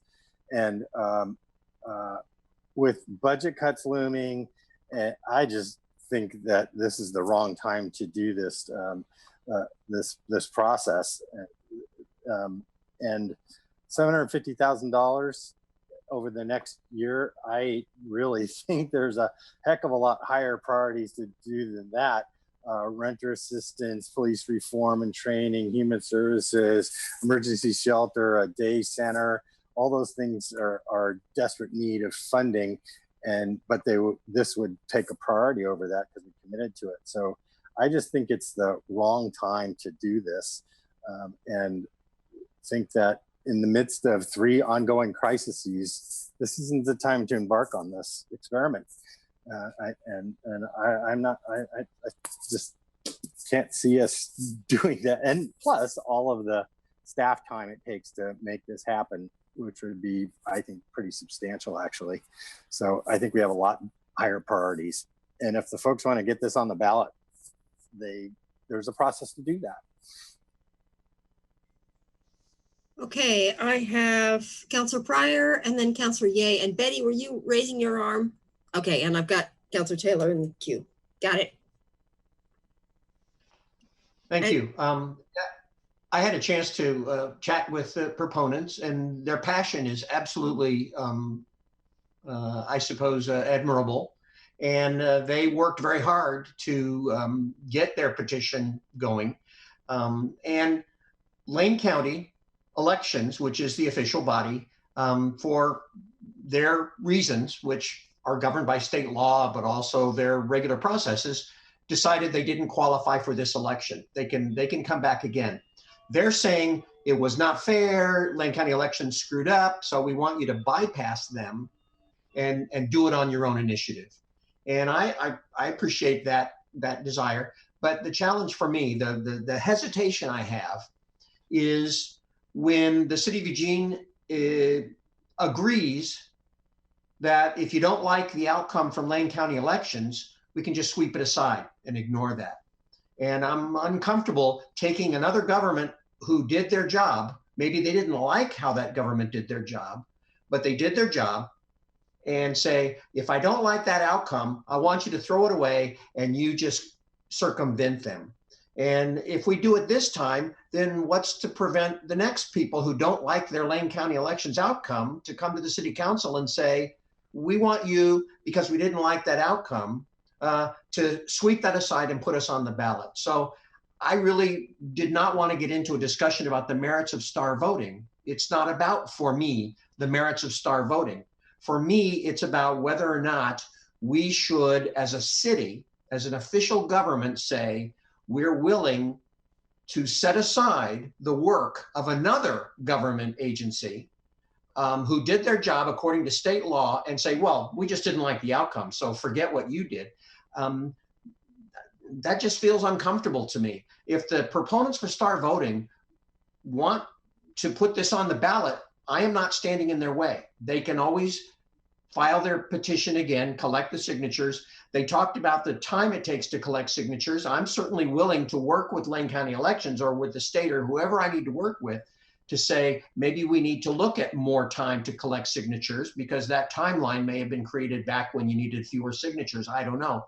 I'm willing to talk about that, but I don't want to, on the fly, say, I disagree with the official work of Lane County Elections.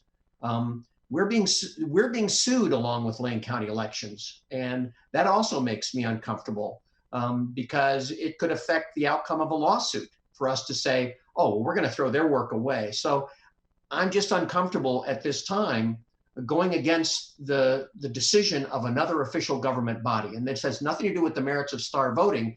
It's technical. It's about intergovernmental relations. Okay, Councillor Ye, and Councillor Clark, and then Councillor Taylor.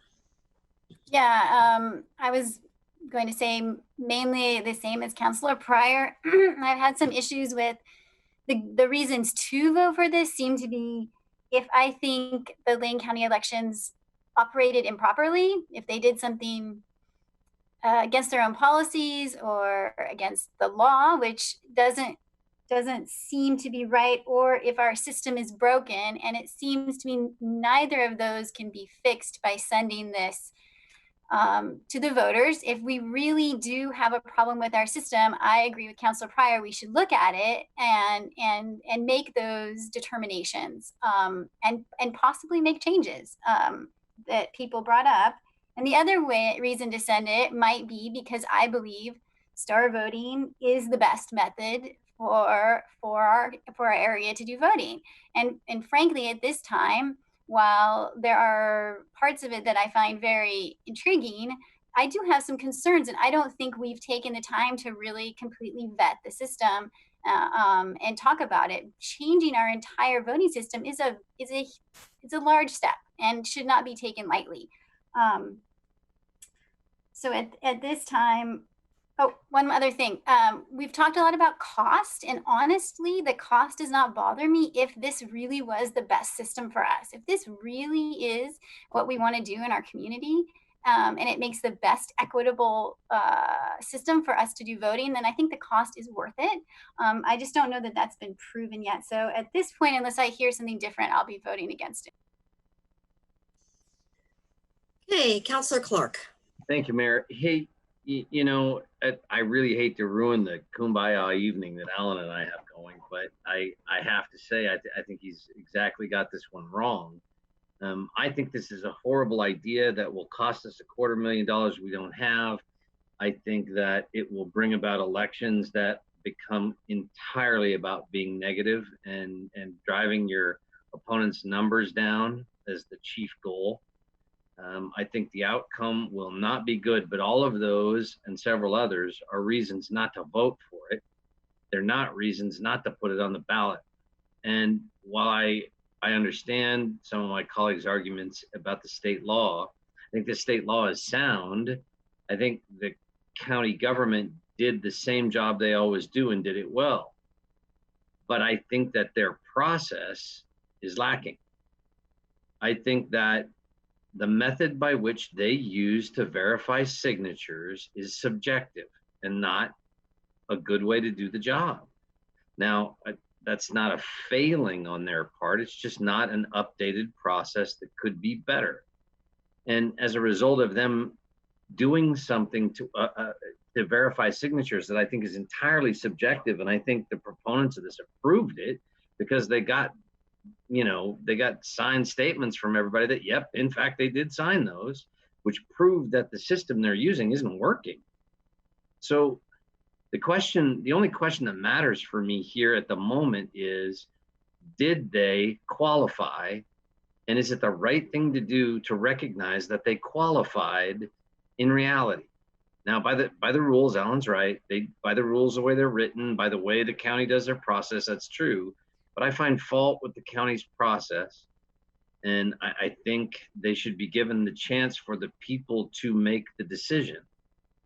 I sure as all get out hope that people say no, because I think it's not a good idea. But that's not what the question is for me. And I'm trying to be as true to the right kind of decision here as possible. So I'd probably vote in favor. Thank you. Councillor Taylor. Thank you. I thought this would be an easy decision. All we're talking about is giving people a chance to vote on it, yes or no. And personally, I think it's our voting's a good idea, but mainly I think democracy demands that we let people vote on it. And we wouldn't have, even if they hadn't got the signatures, we have before put things on the ballot. When West Broadway was being considered for demolition, the council put it on the ballot. And the majority of council lost, my side won. But at any rate, I say just let people, we've heard so much for so long and people have worked so hard for this. And it's all right if we put it on the ballot. It's all right for counselors to work against it if they want to, for anybody to work against it, vote against it, or be for it, either way. But let's give people a chance. I can't believe we're considering not doing that. Thank you. Okay, I'm just gonna chime in. I'm interested in this conversation. My take on this all along has been that if council refers something to the ballot, it is because council believes it is a good policy move. That it's not just a question of giving people a vote. It is because we think if it passes, that will be a good thing. And I can see my colleagues on the council, a couple of them shaking their heads that they really disagree with this. And I get that. It just feels to me that if we put our resources into putting something on the ballot, it's because we think it's a good change. And we don't put things on the ballot that we don't want. I mean, you voted on a library level. You don't put that on the ballot if you don't want it. You put it on the ballot if you do want it. And so, I just think that's what you do as a council. You don't put anything on the ballot just because someone asks you to do it. You do it because you think it's the right policy choice. That's why you're elected to do your job. So, in my view, this is a question about whether you think star balloting is the right thing and would be the right public investment to make this change. So I don't think you can make this decision without actually also saying you're committed to this method of voting. So that's my 2 cents. And now I see Councillor Ye and Councillor Pryor in the queue. Yeah, I had a question for staff. Is this an uncommon thing that someone gets enough signatures, but then how do we know how often this happens? And were there other people during this same cycle who also didn't get things on the ballot because their signatures were rejected? Ask Beth to chime in here, who administers that process. Yeah, I cannot think of another situation where this happened. I think the last initiative that even made it through that didn't go to the ballot, like the police auditor one, but that even started the initiative process was back in the mid-2000s. So it's been a while. And I can't think of another situation where an initiative failed and then the council put it to the ballot. No. I mean, not that the council then put it on, that just they thought they had enough signatures, they turned them in, and they didn't have enough. Again, look, it's been a really long time. Okay. Yeah. The state level happens a lot. It feels like we've had experiences where people have turned their signatures in and they haven't been able to verify them, and they've been able to go back out and get more where they had more time. And I think it was partly that they were right up against the timeline that they weren't able to do that. Okay, thank you. I was just curious. Okay, Councillor Pryor. Yeah, I think it's worth remembering that if we put this on the ballot, we cannot be neutral. We can't say, well, we're just putting it on the ballot to let people decide, because there is a motion in this agenda that says, I move to appoint X to prepare the written argument in favor of the city measure and the rebuttal argument in opposition to the measure. So in other words, we have to support this measure and write that we support this measure as a city council. So that's not like I'm just putting it on them to give them a chance. We have to write that we support this measure as a city council. And if we do, then I recommend Councilor Clark being the person on the committee to write the argument in favor. Okay, and Councilor Clark, you have a chance to respond to that right now. Thank you, Chris. I so appreciate all your support. The thing that he just brought up is an interesting one to me, because that's the first time I thought about that. City Attorney, is this by statute us endorsing the motion by virtue of the fact that we have to write something in favor of it? I mean, could I ask for a committee of 3 counselors to write something opposed to it? Okay, so by statute, that would, I mean, there's nothing by statute that says by putting it on, you're endorsing it. And actually, Beth would be the better person to speak to what the requirements are around the committees. There is an obligation that if council, by, I believe it's our code, but it may also be state statute, and Beth could speak to that. But there is a requirement that if you put something on the ballot, you do have to have at least one person that's writing the in favor piece of it. Out of curiosity, legislative intent. Why? I don't know the answer to that. And I don't know if that's only in our code or if it's in both state statute and code. Beth, do you know that?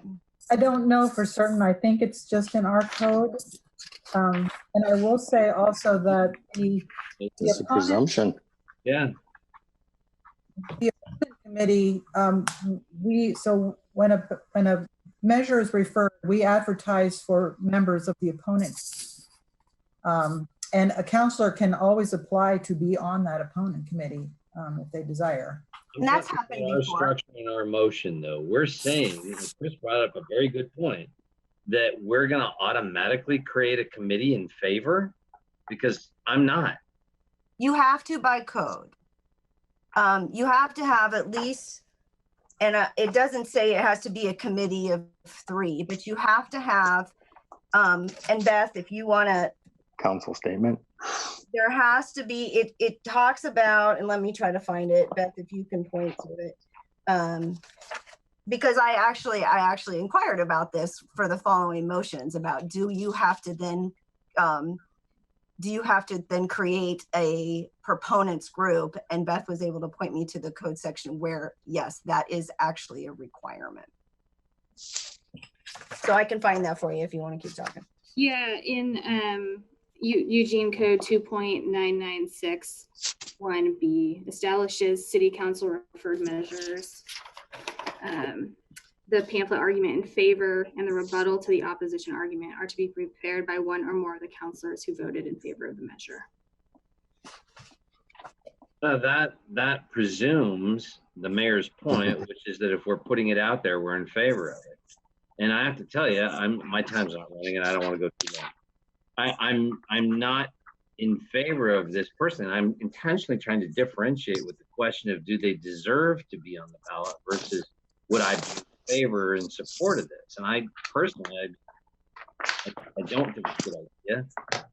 I think there are aspects of it I think would be a good idea. I think the more complex representation of people's sentiments and votes is a good one.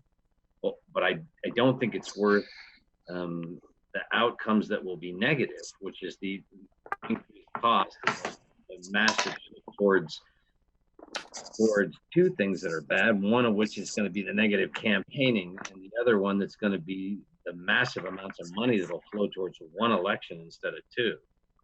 So I firmly believe after 20 years running elections for other people that those 2 things are going to happen.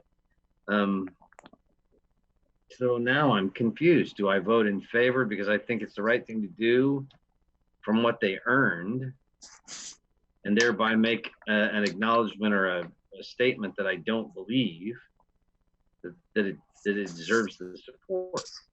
I could, City Attorney and Beth, I could use both of your advice on this, please.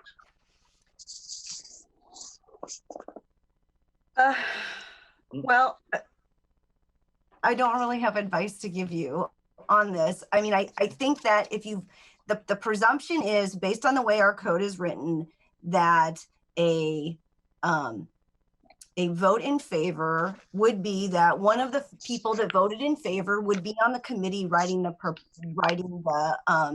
proponent statement. Now, you just took a vote on the library, and those that voted in favor of it, you were all looking around each other. You're all up for grabs for being on the committee. And I think that was on your presumption that any of you that voted in favor, if you had the time, would sit on that committee. So, I mean, embedded in this is just some assumptions. I certainly don't know the history behind the code provision of why it was in there, but I think it was on a set of assumptions. Do you have to? Is there something that mandates you agree with it in order to vote in favor? That's not in the code. So I can't offer you personal advice on what to do. I see what your struggle is. I understand it. The code makes some presumptions. There's no neutral option. No, you can't. No. So just to be clear, you're saying it has to have one counselor who is in favor on the proponent's written statement portion. And it is possible to have a counselor who voted against on the other, but not necessary, according to our. You can apply to be on that, and that's actually happened in the past. Right, but it's not necessary. No. In fact, that's unusual. The proponents are necessary. The proponents, yes, and we've typically done 3. Your code doesn't require 3. It's usually been a committee of 3, but the code does require at least 1. Thank you. You've answered my questions. Now I'm more thoroughly confused, and I appreciate it. Okay, I see that Councilor Taylor was raising her hand. Other times we've put something on the ballot, we did not, all the councilors did not agree. We don't all have to be for it.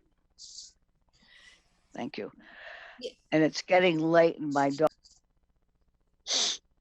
Okay, all right. I think we've probably beaten this one down as far as we can. And so I think it's probably time for a vote. So Councilor Semple, you want to put a motion on the table? I move to adopt a resolution calling a city election on November 3rd, 2020 for the purpose of referring to the legal electors of the city of Eugene, a charter amendment that elects the mayor and city councilors using the score, then automatic runoff star voting method. Okay, all in favor, please raise your hands. She didn't finish the motion. Oh, she didn't? Yes, she did. And it was seconded. And include the costs, estimates for implementation, one-time costs, and blah, blah, blah. Oh, I'm sorry. All right. That was the previous one. Hold on. Okay, so all in favor, please raise your hands. 1, 2, 3, 4, and opposed. 1, 2, 3, 4, and I will join the opposition. 5. So that's the end of that. And I think with that, that's our final item of business, and we are adjourned. Thank you.